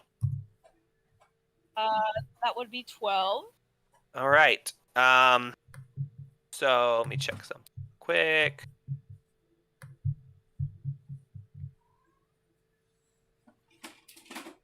All right. So you slew a string of insults at him. You say something about him being a sack of straw or something like that. Sack of And- literal doo-doo. You see his rictus turn upside down into a frown for just like a second, and then Grr. he goes back to charging at you. But he looks like he wasn't hurt physically, but he was hurt emotionally. How much damage did you say it was? That's the best kind of hurt. How much damage? Sorry. 4. 4. Okay. So he looks like he took some damage. The dagger, what happened with that is you threw it and it just kind of like went straight through his gut, and he's cut open a little bit. He's spilling some straw, but it doesn't look like it did any like real what Taco bodily Bell damage does to to him. me. Yeah, it just went straight through him. So it looks like it hurt him, just not as much as your spell did. Okay. And that is Erevan's turn. That was you haven't moved yet if you'd like to move at all, but that was your action and bonus action. No, I think it's fine. I'm fine. All right. Next in initiative is Irina, and she's going to hold up she's going to draw her rapier and say, so it's come to battle. And she holds her rapier and she readies it for if the creature comes within range of her.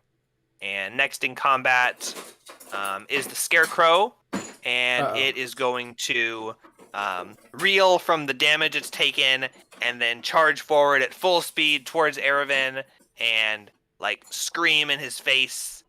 And it charges up to him. It's within 10 feet of him, and it's like super close, and it just stops and looks at you and just goes, "Rah!"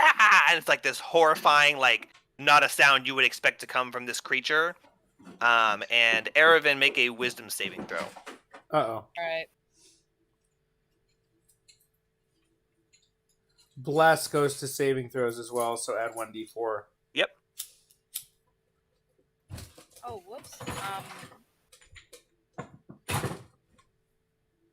That's 16.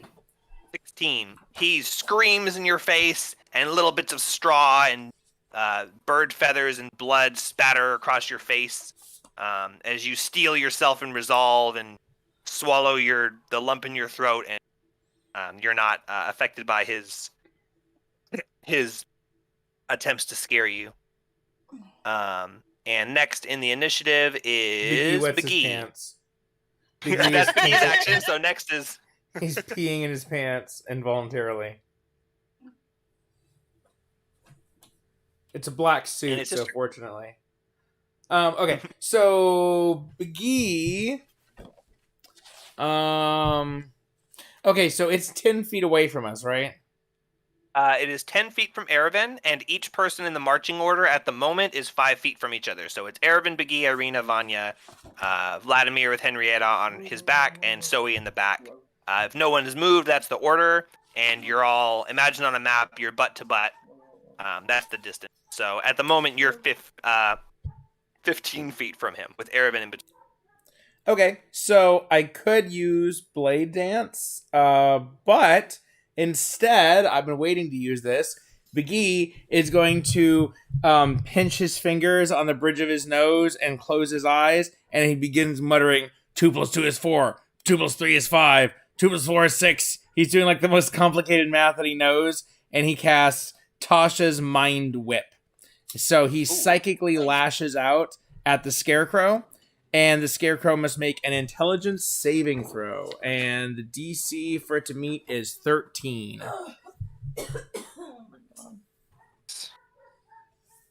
2 + 2 is 4, 2 + 2 is 4, 2 + 2 is 4. The capital of Texas is Austin. The capital of Oklahoma is Tulsa. The capital of Kansas is Kansas City. It's not Kansas City. Oh, damn it. Sorry, that's disadvantage on the check. What save did you say was wisdom? Intelligence. Intelligence? Disadvantage? Damn. Okay. No, I was joking because you said the wrong thing when you Oh. were saying your things. The Scarecrow looks at you as you psychically lash out and berate it with your superior knowledge, and its face crumples and turns as it tries to decipher what you're saying and what you're thinking at it, and it just shakes its head, and bits of straw fly out as it shakes its head faster and faster, like one of those like movies where they speed it up to make it look like real crazy, and bits of straw fly everywhere. If you would give me some damage for that. Okay. And there's an effect if it fails. Oh, yeah, I'm reading it here. I'll narrate that real quick after you give me the damage. I'll make it short. Oh, yeah! So 3d6 damage. I got a 6, a 5, and a 4. So that's going to be 15 damage. All right. Bits of straw fly everywhere. You see little bits of bird flesh just flying out and splattering on the ground. And he is hurting as his head kind of like starts to deflate with lack of straw. And it looks like it was crazy before, and it's looking like it's even more crazy now. So it takes a bunch of psychic damage. It can't take a reaction until the end of its next turn, so that means you can freely move around it.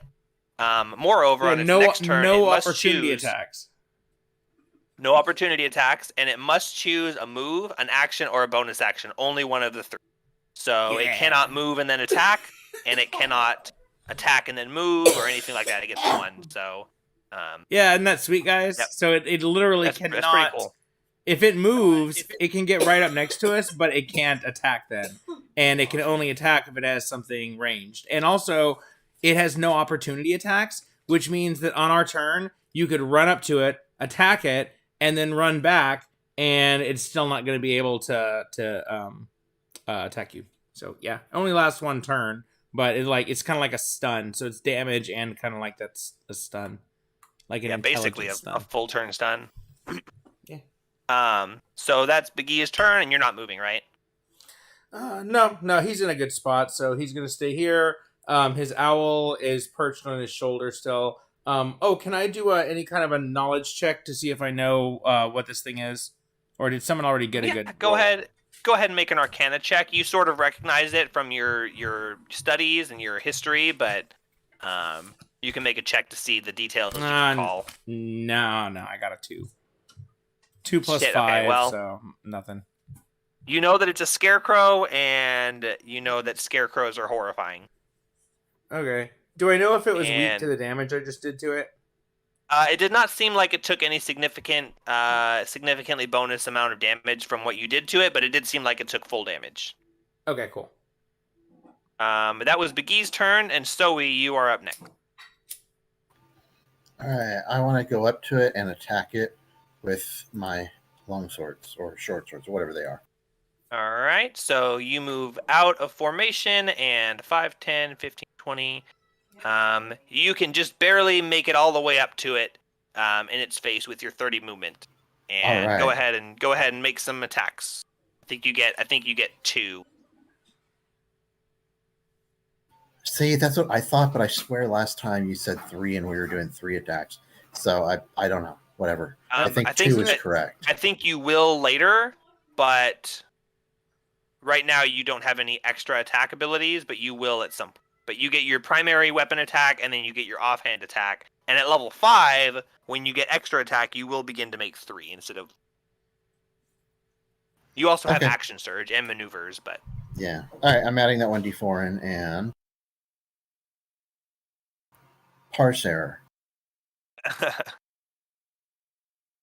Yeah, and it's 1d4 to every attack and save for the duration of combat, basically. So everyone make sure to add those in.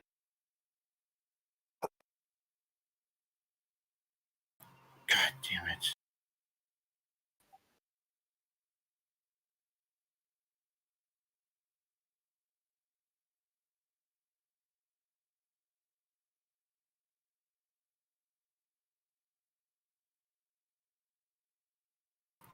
$25 to hit. All right, that is a hit. Give me damage on attack number 1. 6.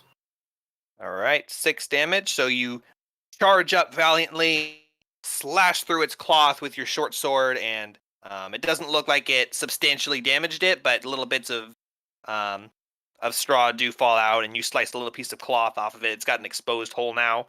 That's what she said. How much? You said 6 total. Okay. If only we had a pirate with us who could burn this guy by, firing the gun next to him.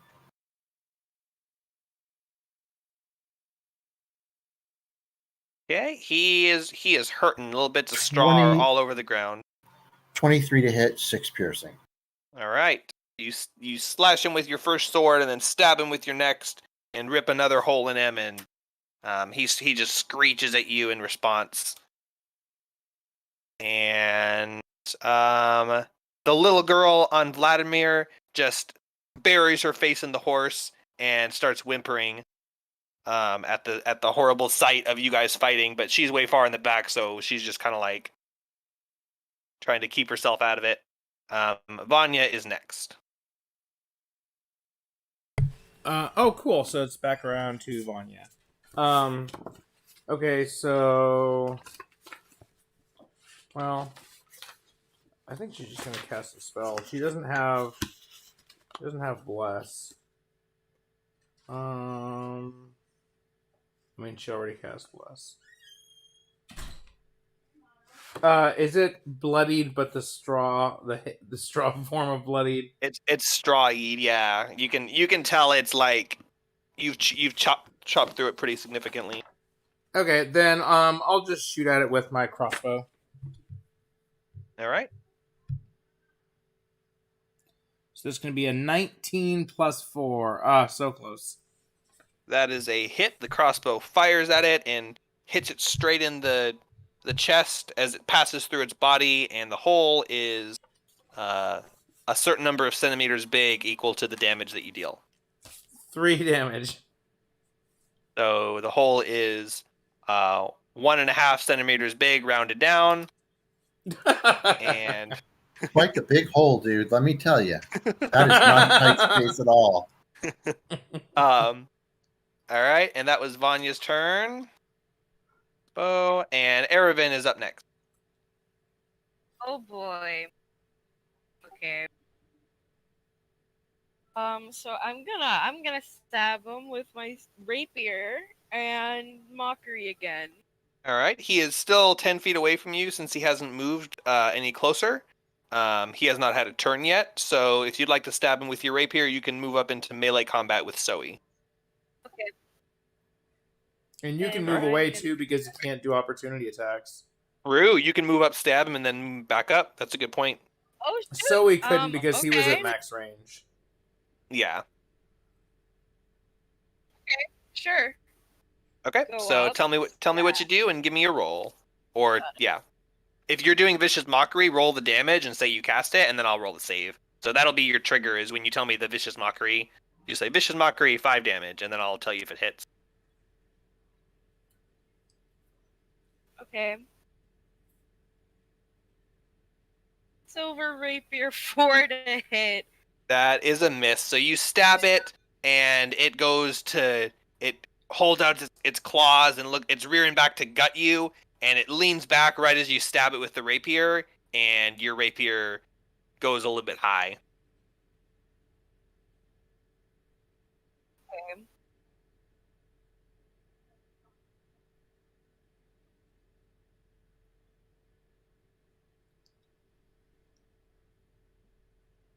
Are you doing vicious mockery?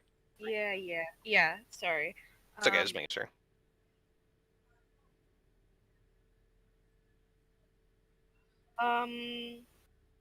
If it hits, that would be 3 damage. All right, and it spits blood and feathers in your face as it ignores your taunts for the second time, or the second time as you taunt it, it ignores your taunt. And then did you want to move back? So right now you're up straight next to it, and you have 20 movement left. Yeah, I'm gonna move back. Just back to your original spot. Actually, yeah, just back to my original spot. Okay, you move 10 feet back, and you're back in order, and it won't be able to reach you because it's got a bunch of debuffs on it. I just deleted my character. Control Z. Okay, I'll try. Google Sheets That saves did like not, a big history. that did Also- not do anything. Also, I have your character on my sheet, so are you using like a... I was in table flop. Oh, and table plop. It doesn't matter. We're not using Yeah. that right now. I use it to roll. Oh, true. Control Z might work then. It didn't. Are you still able to like see my tune? No. Which one are you in? I can add it back. I was in the Oh, there's only one that you guys can see. Barovia. I had it there. I hit a button and it deleted the whole entire damn thing. Oh yeah, I think I've got them all saved. I think the stats are saved. I don't know. Thank you. Sorry.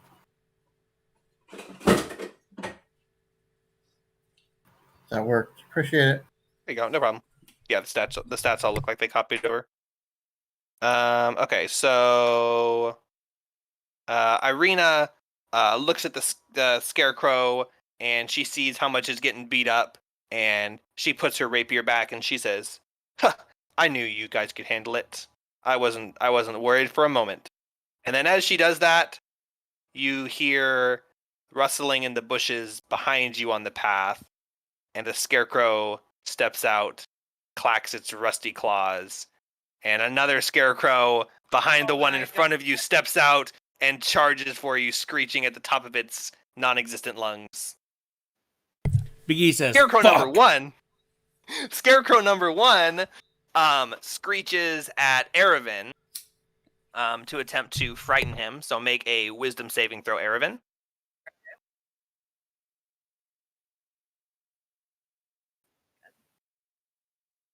Three. All right. So Erevan wets his pants. He is magically frightened until the end of the Scarecrow's next turn.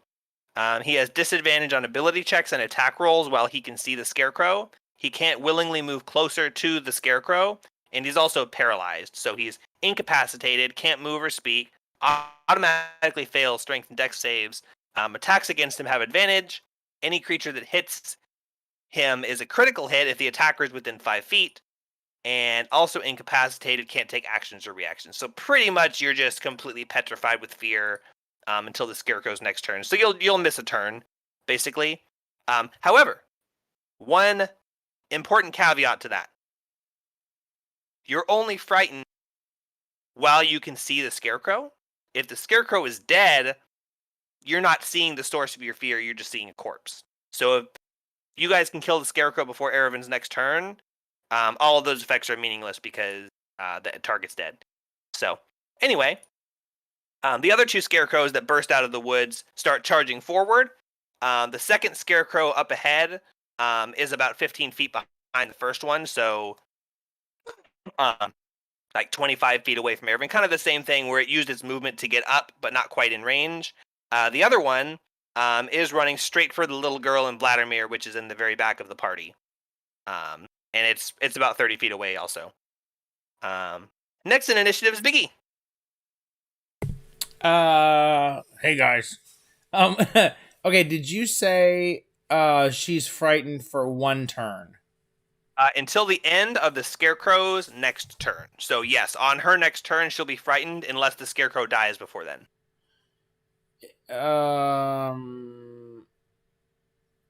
Okay, so there's not going to be... She doesn't get to repeat any saving throws. No, because it's only one turn, and basically she loses her next turn if the Scarecrow's still alive.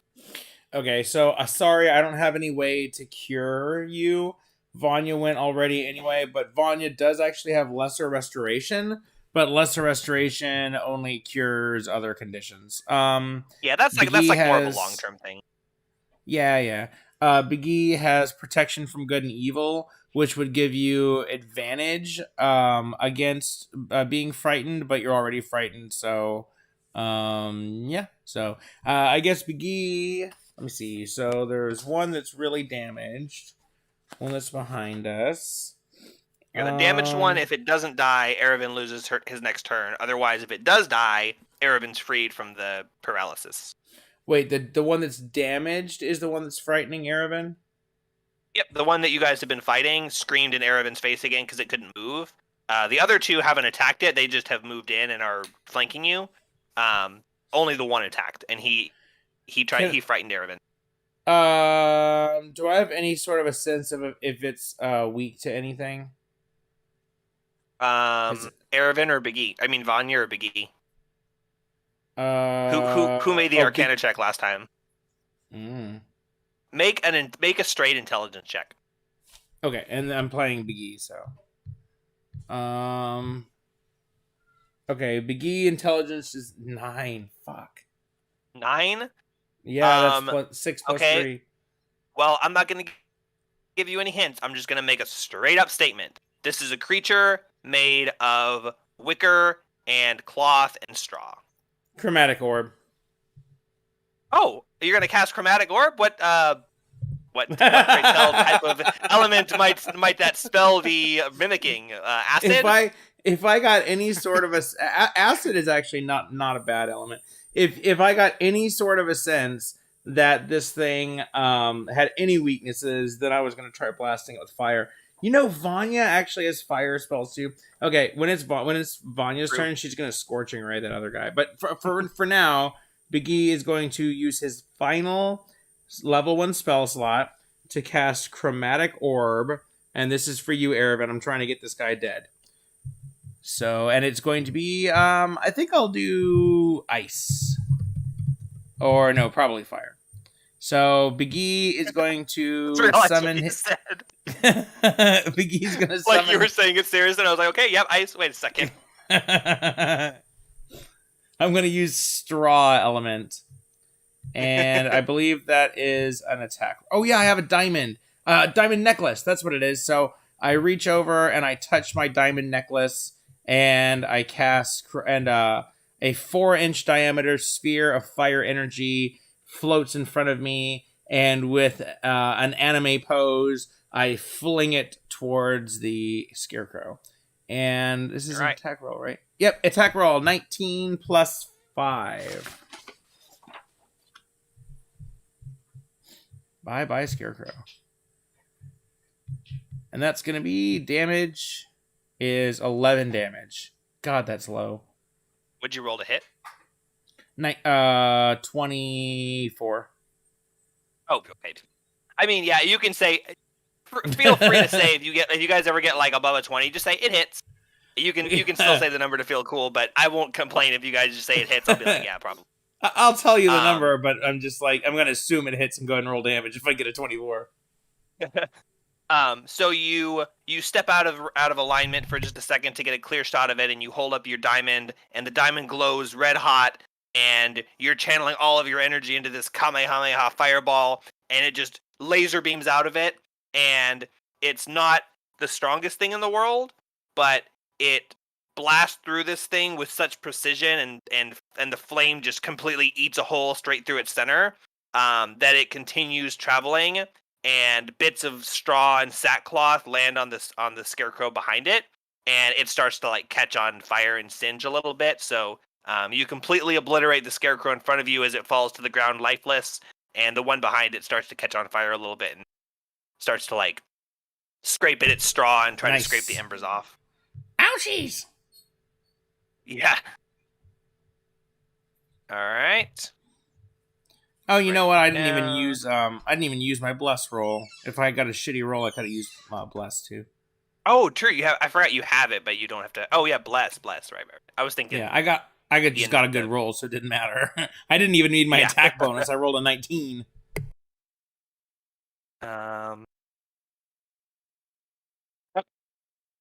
So that is Baghee's turn. Let me keep track of this. Then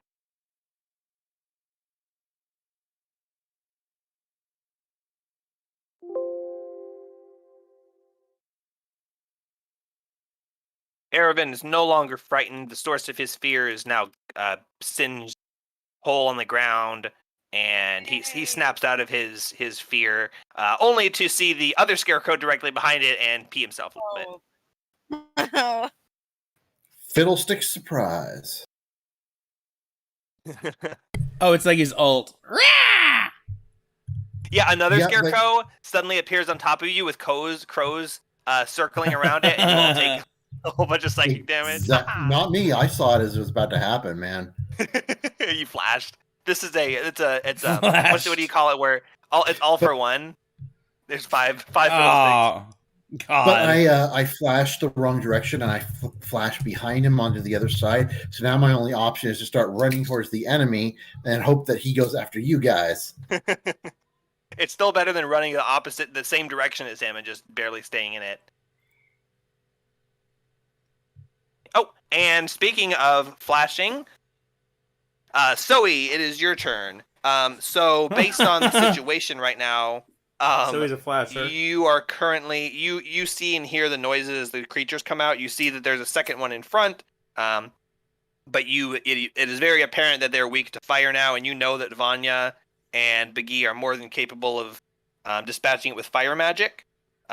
There is, however, one behind the party, which is quickly charging up onto the little girl you're trying to save and your horse that you rescued. So Damn it's it. your turn.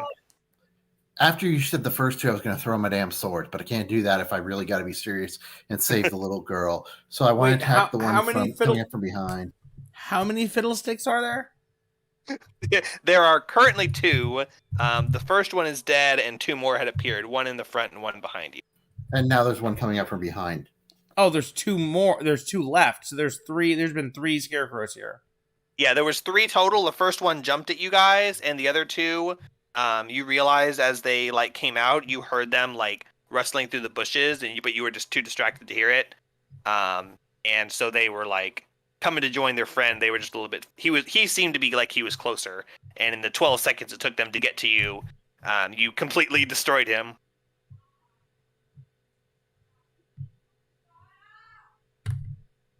Okay, so can I attack the one that's coming up from? Can I walk up to the one, or run up to the one, or whatever? Go to the one that's coming up from behind after the little girl, and then attack. Yep. So you are. It's about 20 feet from you. It's pretty close, also, and you're well within range to run up to it and attack it.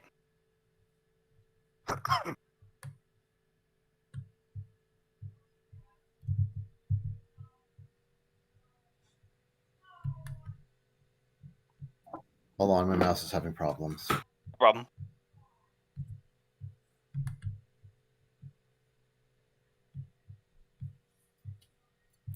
First one was an 8 to hit. Surprisingly, With that's blast. a miss. With bless. Oh, Jesus. Attack number 2. You can do an action surge and attack again. 17 to hit, 8 piercing. All right. And that 8 includes the modifier. Yep, duh. I don't know why.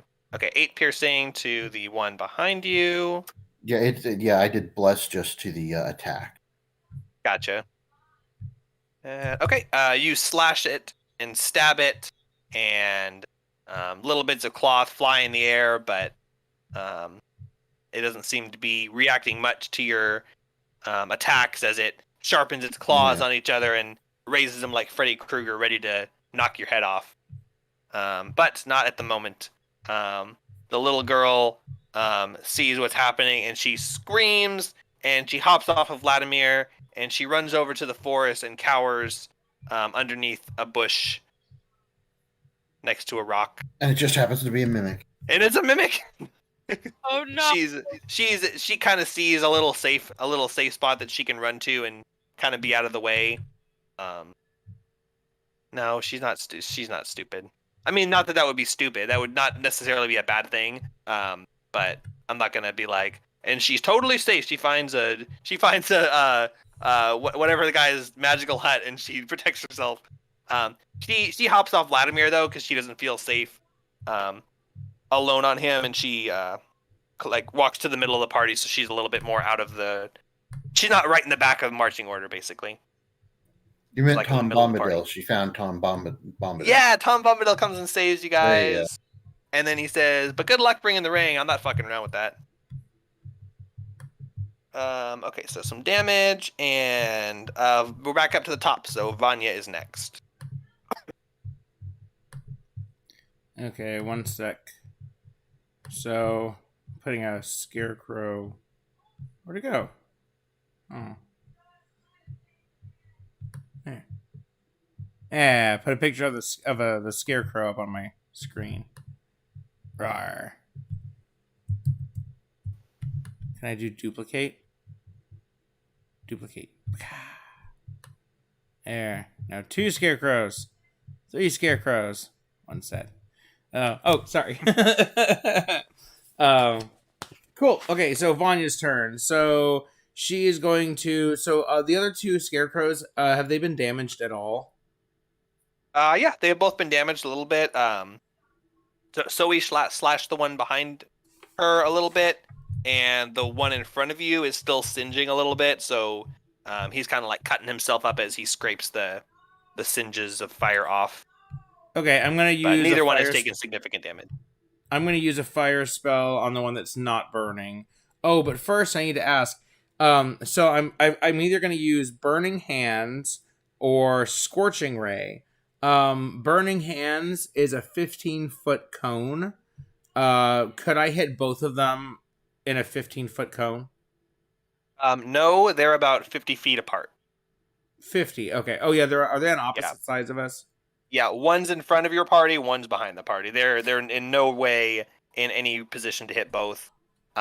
Scorching Ray, however, you create 3 rays and you can choose 1 or 2 targets. So you could just blast the hell out of one until it dies and then target the other one, or you can split up it however you want. So Scorching Ray is probably one of the best possible spells you can possibly have in this exact situation. Of course, it's fucking Vanya again, the one who banished 12 shadows at once. Yeah, she's incredibly powerful. I just need to build encounters around Vanya and be like, okay, how do I counter that character? Like, I need to ask on DMs only. Be like, I have a character who keeps destroying my encounters. How do I counter them specifically? Vanya goes, I want to attack the moon. Vanya attacks the moon. Everyone teleports out of the apocalypse. I've got this ability that says I can attack the moon. God damn it, let me see that. Fucking light clerics.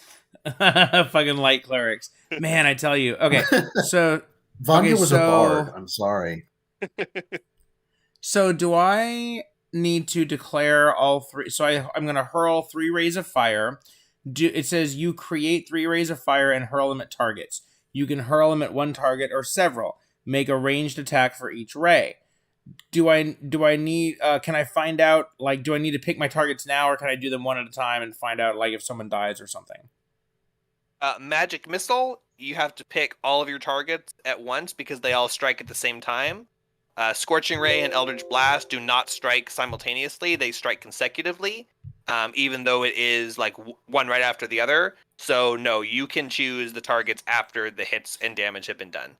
Okay, so I'm going to start with the one that is not on fire yet, and I'm about to put it on fire. So I fire a Scorching Ray out of my, I guess my shield, because that's my holy symbol. And I'm going to add a d4 for Bless. And I'm going to add my attack modifier, which is +5. And that's going to give me a total of 20. All right. 20 to hit the scarecrow in the back that's not on fire. That is a hit. All right, so that's going to be 2d6 fire damage for the first ray. And that is All right. 5. 5. All right.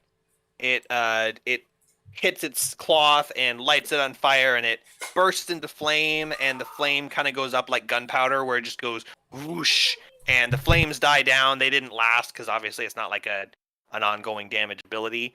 But it's no longer a brown scarecrow; it's a black scarecrow, as there's a layer of soot covering the entire outside of it. But it is still standing. So Awesome. Ray. So I want to blast it with another ray, still with Bless, and that's going to give us 24 to hit. Yep. All right, and damage for that one is 6. All right. Your scorching ray blasts it, and its limbs start to disintegrate as its sackcloth is almost entirely burned off, just being held up by a thread. And you don't feel like it would be worth it to blast it any further with your fire, although it is still standing, but it does not look like it is standing for long. Okay, then I'm going to go ahead and switch up targets because you can see his HP. So I'm going to go ahead and figure out that guy's going to probably drop down. So Vanya's going to wheel around, and her last ray of fire is going to go towards the one in front of us. Ah! Critical hit, critical hit, critical hit. Oh shit! All right, well, give me the bajillion damage. Oh, it's only 4d6. I'm so glad I switched targets. 1, 2, 3, 4. 18 damage. You raise your shield and blast the Kaboom. one in the back, and the scorch hits it, and it goes up in flames, and it's still standing in it. Makes a face at you, and you throw your shield in the other direction, and it blasts, and it scorches, and now it's just like sitting there blinking. Its eyes are completely burned to a crisp, and it's still standing there just looking at its body as it's trying to figure out what just happened, but it's still alive. And then the one in the front, you go, and then you turn to the one in front and hurl a scorching ray, and it goes up into the air and comes down on it like a comet as it looks up. This thing hasn't even started in combat yet. It was like, haha, I'm gonna get you. And then you destroyed its friend, and it looks up and it sees this comet come down on it, and it just strikes it straight on the head, and its body just implodes from it goes to the inside, and it's like, ha, I'm still alive. And then the fire burns it from the inside out, and its body just disintegrates and crumples in a pile of ash on the ground. That was How much damage was that again? 18? Yeah, that's a lot. 18. 18 times 2. It's a level 2 spell slot, but yeah. Yeah, it felt like one. Vanya All right, is out the scarecrow. of level 2 The spell scarecrow slot. in the back is she is. The scarecrow. She's still got turns and stuff. The scarecrow in the back is slowly creeping forward, reaching out its deadly claws to give one last scratch to Zoe, who's right in front of it. But it's Erevin's turn before that happened. Oh, okay. This time, hopefully, I should make my hit with my rapier. So it's kind of far away from you, but Well, you can move your full speed and get to it if you want to walk up to it and stab it. You could also reach it with Vicious Mockery, and it's so close to dead that if that hits, it'll probably just die. So up to you, however you want it. You're probably the one who gets to kill it. You get 2 attacks this turn, so however you want to describe it dying.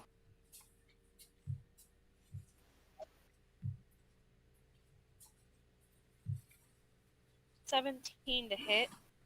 All right, you walk up to it and stab it with its rapier, and go ahead and roll. No, you don't need to roll damage. You had a modifier. It had 1 HP, so it's half damage from non-magical attacks, but doesn't matter because you'll get at least 2. So, you walk up to it and you're like, "Have at thee!" and you stab it, and you don't feel any resistance. And as you stab it, you look down, and it just like crumbles, and then one of its razor claws flips you off, and then crumbles into pieces. So yeah, they're all dead in 3 rounds. Da, da, da, da, da, da, da. They're not all dead. What do you know? 2 more pop out because that wasn't a long enough combat. No, that was I planned to have 3. It wasn't just like, oh, this is going too fast. And then of course I had 2 more in, and you kill them faster than the original one. So whatever, it's fine. That was the plan. I used up a bunch of spell slots. That's how combat works. So once we you realized that dispatched- fire, it was weak to fire, True. and it's like, That's okay, true. let's get our level 2 Literally. fire spells. Half of the party Well, is now just you- fire casters. Was a good choice of character, I suppose. Next Yeah, Rick- time we get fire golems. Yeah, some methods or something. All right, so the scarecrows are dead, and the I'd girl. like to pick up my dagger, but if Ah, yeah. damn it. Oh yeah. God. And let's see. You know what? Let's review my little sheet, because I was keeping track of turns, and since I was doing that, let's see. Vanya shot a bolt from a crossbow. She's the only one who shot a crossbow bolt. Oh yeah. She did. But she's got a fucking lot of bolts, right? Was she shooting silvered bolts? You guys figured out No. silver doesn't do anything special when Erevan hit. No, she doesn't have any, so I'm gonna put her at 19 crossbow bolts. She doesn't have regular bolts. It's Oh, she's regular. only got regular bolts. She doesn't have silver bolts. Okay. No. Okay. So yeah, she consumed 1 and she regains half, which is 0. So you always consume at least 1 bolt every round, every combat that you use a bolt. So yeah, I put her at 19. And throwing daggers are not consumable ammunition. So Erevan retrieves the dagger. Oh, swords. Swords are. Sorry, every time you throw a sword, it disappears. Well, guys, our silver sword budget is about to go up a lot. I love how the solution isn't stop throwing swords, it's buy more swords. Why did I stop throwing swords? It's badass. It works. You guys are still here, right? Who threw a sword? Boom. So yeah, scarecrows are all dead. The little girl says some stuff like, "Are they gone?" And Irina reassures her, and she says, "Yes, we are in more than capable hands. I knew that these people could be trusted. I have more than enough faith now that they can protect me. Although the devil Strahd is no mere scarecrow, and he is hundreds of times more powerful than these creatures are. So do not let yourself become haughty in your victory." And all right. Did you guys want to continue moving at a normal pace now? You said. I know literally Yeah. right before you started this combat, that's what you said. So, okay. So you stop rushing. You realize you're probably fine for right now. You start moving at a normal pace. You have a normal perception check, and you still can't stealth, but you continue walking along the path. And no one needed to take a rest or anything, right? I don't even think anyone took any damage that fight. Mine I are didn't good. take damage. So you come to you're walking alongside the forest, and the path curves, and it curves in between kind of 2 stands of forest. So you're not walking through the woods, but it's kind of like the trees are just barely overhanging and touching. You've got maybe 100 feet between the path and the edge of the woods on both sides, and you're kind of walking through carefully. You're basically going straight into the middle of the woods. Marching order is the same. Yep. Yeah. All right. So, Aravan, give me a perception check. Right.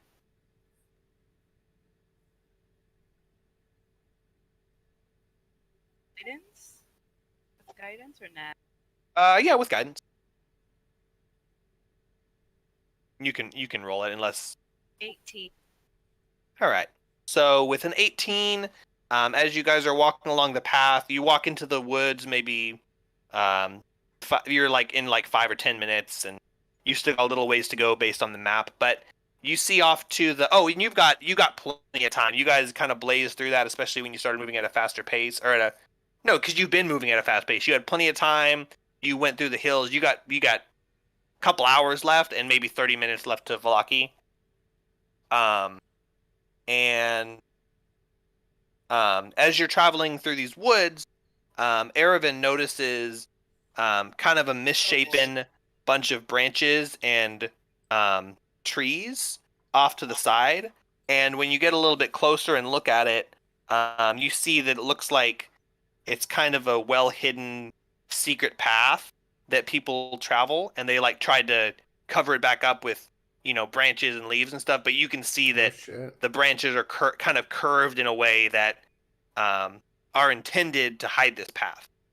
See, even an idiot could walk past and notice that they were traipsing through and building a path there. He rolled an 18, and they specifically went to effort to hide it. Yeah, well, I'm just saying we're lucky the witches didn't catch us. You don't know that yet. Still might. But yeah, you guys find a little secret path through the woods, and it very clearly does not go the direction that you're heading. But if you would like to explore it, you can, or you can just continue and move on. You can try to make a mental note or a note on the map of where it is, but there's no guarantee that all these woods and paths kind of look the same. There's no guarantee you'd be able to know exactly, oh yeah, this is where it was. You could come looking for it again, but you may or may not find it. I think we should take the path. I want to see where it goes. Well, yeah, but we don't want to get caught out in the night. The path. Oh the no, path, we the may path, have to make the path. camp. The path. It depends on how long the detour takes you, but you guys have made really good time since you were moving at a fast pace, and you got into the encounter somewhat because you were going fast, but that allowed you to make good time. So now you've got a little extra time to go around and investigate. So if you'd like to go the path, you have more than enough time to make it to Valaki by nightfall. Path. Just so you know, I'm going the path either way, no matter what they say. Yeah, it's like this isn't a democracy. I'm going. You guys can come with me or not. Split the party. Split the party. Oh god. All right. Assuming we do travel down the path, are we keeping the same marching order, or is someone else opting to go first? Is anyone staying behind? What are we doing? Marching order is fine. Yeah, I think this is kind of our optimal marching order, unless there's a special circumstance. Yeah, I just mean like. Go ahead. Okay, and once again, as we go down this, I'm going to try and cover back up behind us as we go. However, before I do that, I'm going to pick a tree or something at the end of this path, but I'm going to pick the backside of it where you'd only see it coming from this path and mark a little point in it so I remember which way to turn when we get here to continue when we come back, and also so that we can see it and know when we've hit where we were. Did that make sense? Yeah, that makes sense. Yeah, once you get back to the path, you'll recognize you're on one side of the forest, so unless you get like super lost, you'll kind of know which way to go. But yeah, you can mark the way you described. So if comes up, then you can have it. Yeah, you have no idea how easily I get lost. So yeah, that'd be useful. Just a tiny little mark that lets me know where the path we were on was and which way we were going. That's definitely not a terrible idea. And then you basically without too much effort, just the idea of doing it. The path itself was already so well hidden that after you guys enter, you're kind of able to replace the tree exactly as it was and make it just as invisible as it was previously, which is not perfect, but you're not able to improve on what was done here without spending a bunch of time carving and bending and snapping twigs and stuff. But you are able to put it back in the same position. So Erevan continues blazing the trail with the party behind him. You are kind of crouched down, and the girl kind of has to duck and throw her cloak over her head so her hair doesn't get caught as Vladimir walks through the brush. And you're walking on this path for maybe 7 or 8, 9 minutes, and you come to what you see up ahead is a very small clearing, like a little grove in the middle of the forest, like 15 feet, 20 feet wide, something like that. Just kind of a circular opening. There's not an opening in the sky. The trees are overhanging, but it's like a little bubble. What'd you say, Zach? Fairy fountain? Yeah, similar to that, where it's like you're walking through and then suddenly it opens up. You haven't gotten to that point yet. You can just see that there is a clearing up ahead. So, do you continue walking forward? Erevan, who's in front? I was going to say I'm not in front, so. Yeah. Yes. Okay. Do you tell your party that there's a clearing up ahead? Yeah. Okay. He relays that to you as he continues walking. He gets to the end and steps out of the trench into the clearing, and you see the path kind of like continue, like it's a beaten path kind of thing, but it continues and then sort of dead ends into tall grass, and looks like this is where the path either ends or begins. And in this little grove, there's a bunch of fallen leaves and pine needles and things like that from the trees around here, and they're all like scraped into different sized piles, and there's just a whole bunch of them. This whole place looks like someone's front yard after a big rainstorm in the middle of fall, and all the leaves are fallen and put up in neat piles. And there's a big pile, several big piles, and the path dead ends just kind of right in the center, and there's maybe 2 or 3 dozen differently sized leaf piles all.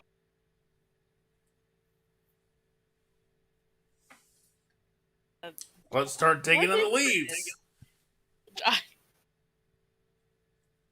Would anyone like to dig in the leaves?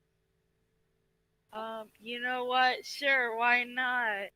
Before we just plunge our hands and faces into the leaves, is there any option for like perception check to see if the leaves are moving or anything? Also, just to be clear, there's no reason that we have to jam our faces into this like we just found a clearing with piles of leaves, right? There could literally be a bug nest or gold, right? Oh, that's true. Cool. Nothing. You can go ahead. That's a good idea. Go ahead and make a perception check as you're like, hold on, let's just watch these for a minute, see if any snakes pop out or anything like that. You got the 15. I got a 15. You got the scouts knowledge or whatever. I got way less than her, so go with her 15. All right. 15. Wait, what am I rolling? You can make a perception check. You guys are just kind of surveying this area, just sitting back, spending some time. You take a little bit of time to kind of wait, but you've got time to kill, so bad choice of words. 16. Okay. You don't see any of the leaves piles moving. Specifically, they are not moving. There's no wind here, but there really isn't any wind unless you're like up on top of a hill in the open plains. This whole place is kind of dead air. So the piles are not moving, not even an inch. You don't detect any signs of life or anything like that. And as far as you can tell, there's no tripwires or hanging nets in the trees above that you can see from where you're looking around. Okay, Biggie is going to Shall we kneel push before. Yeah, well, okay. Either Biggie can kneel face first and just go just right into the leaves. Okay, that's funny. Or I think it's probably funnier if Biggie's like, I'm gonna check these out and see if there's anything in there. And he's like crouching over the leaves, like, and you guys are like, lean closer, Biggie, lean closer. And then someone Then like we shove shoves his face in. Yeah, who shoves his face in? Okay, I do that. Obviously. And there's leaves In you flying go. up. And Big E's face is down in there. Into just into one of the random piles. Yeah, like the closest pile, so. And while he's in Okay. here, he's feeling around with his hands to try to see what's going on. Let's see. Scorpion stings right in the eyes. uh,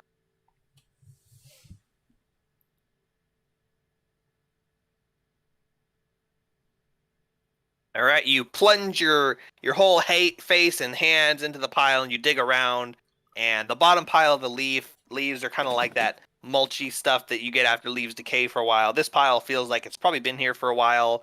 It's not fresh. The leaves on top and the pine needles and stuff are all recently fallen, but the rest of the pile is just like mushy. And you pull your hands out, and they're covered in muck and grime, and you can kind of scrape most of it off, but the sap from the pine needles kind of like sticks to your hands, and you're kind of like doing the thing where you close your hands and open them, and they're getting stuck to themselves. No poisons or anything, just kind of icky, gross pine sap. Gross. But you didn't find anything rummaging through that pile. It's like But there's kissing my there's sister.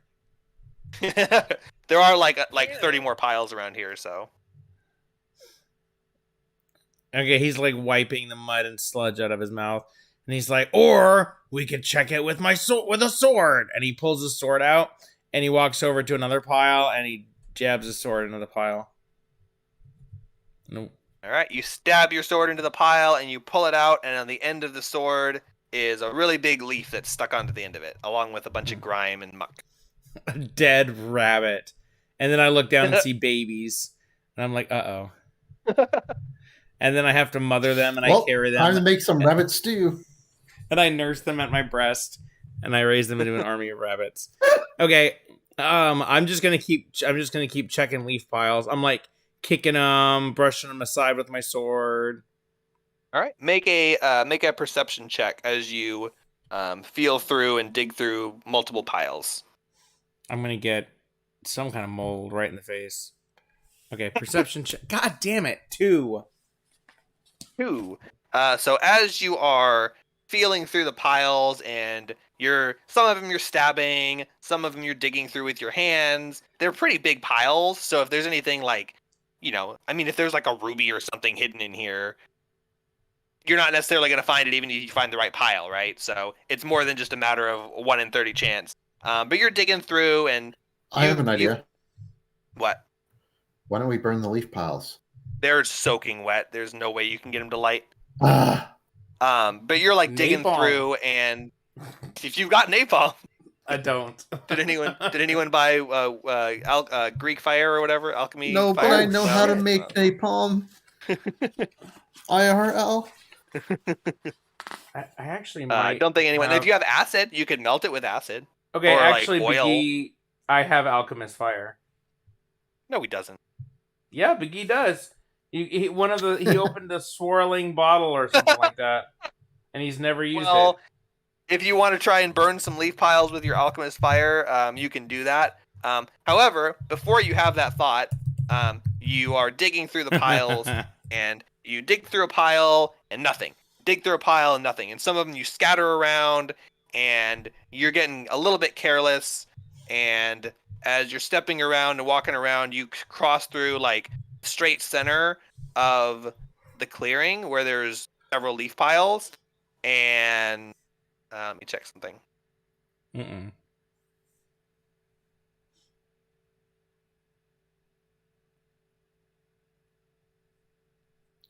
This sticky adhesive fluid ignites when exposed to air. I could just go glug, glug, Yeah, glug. so you can like just dump it and it'll just whoosh. There's no save on this. It just happens. I guess the perception is Aw. the save, which is what you just made.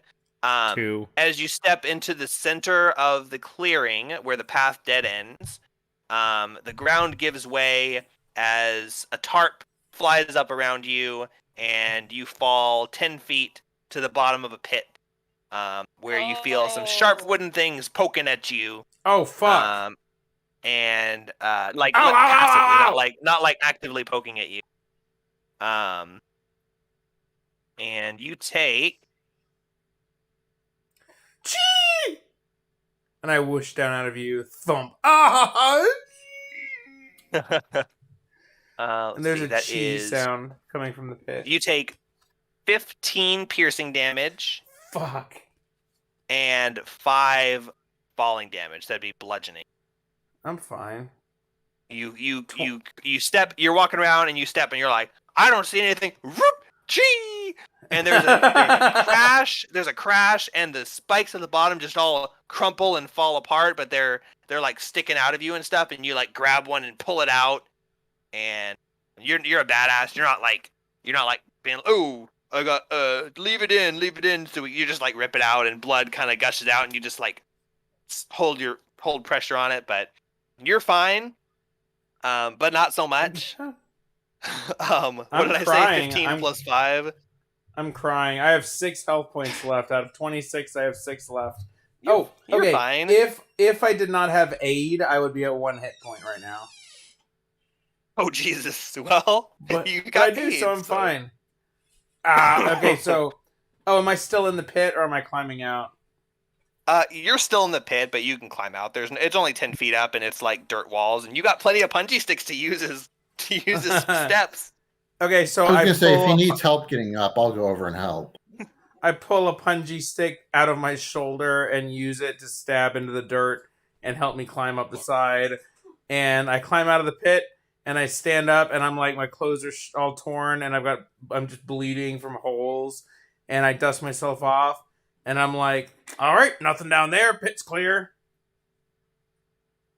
Just checking the pit for you guys. Picture that, though. He's literally 1 HP from death. He is or from being unconscious and dying. He is as close as you can possibly get, and he just climbed out of a pit like it's nothing. He's like bleeding and dragging. He has multiple bones broken, basically, profuse bleeding, squirting blood out of his jugular. When he coughs, it coughs up some sort of black liquid. He's like, just climbing on up. One of his eyes is totally bloodshot. That could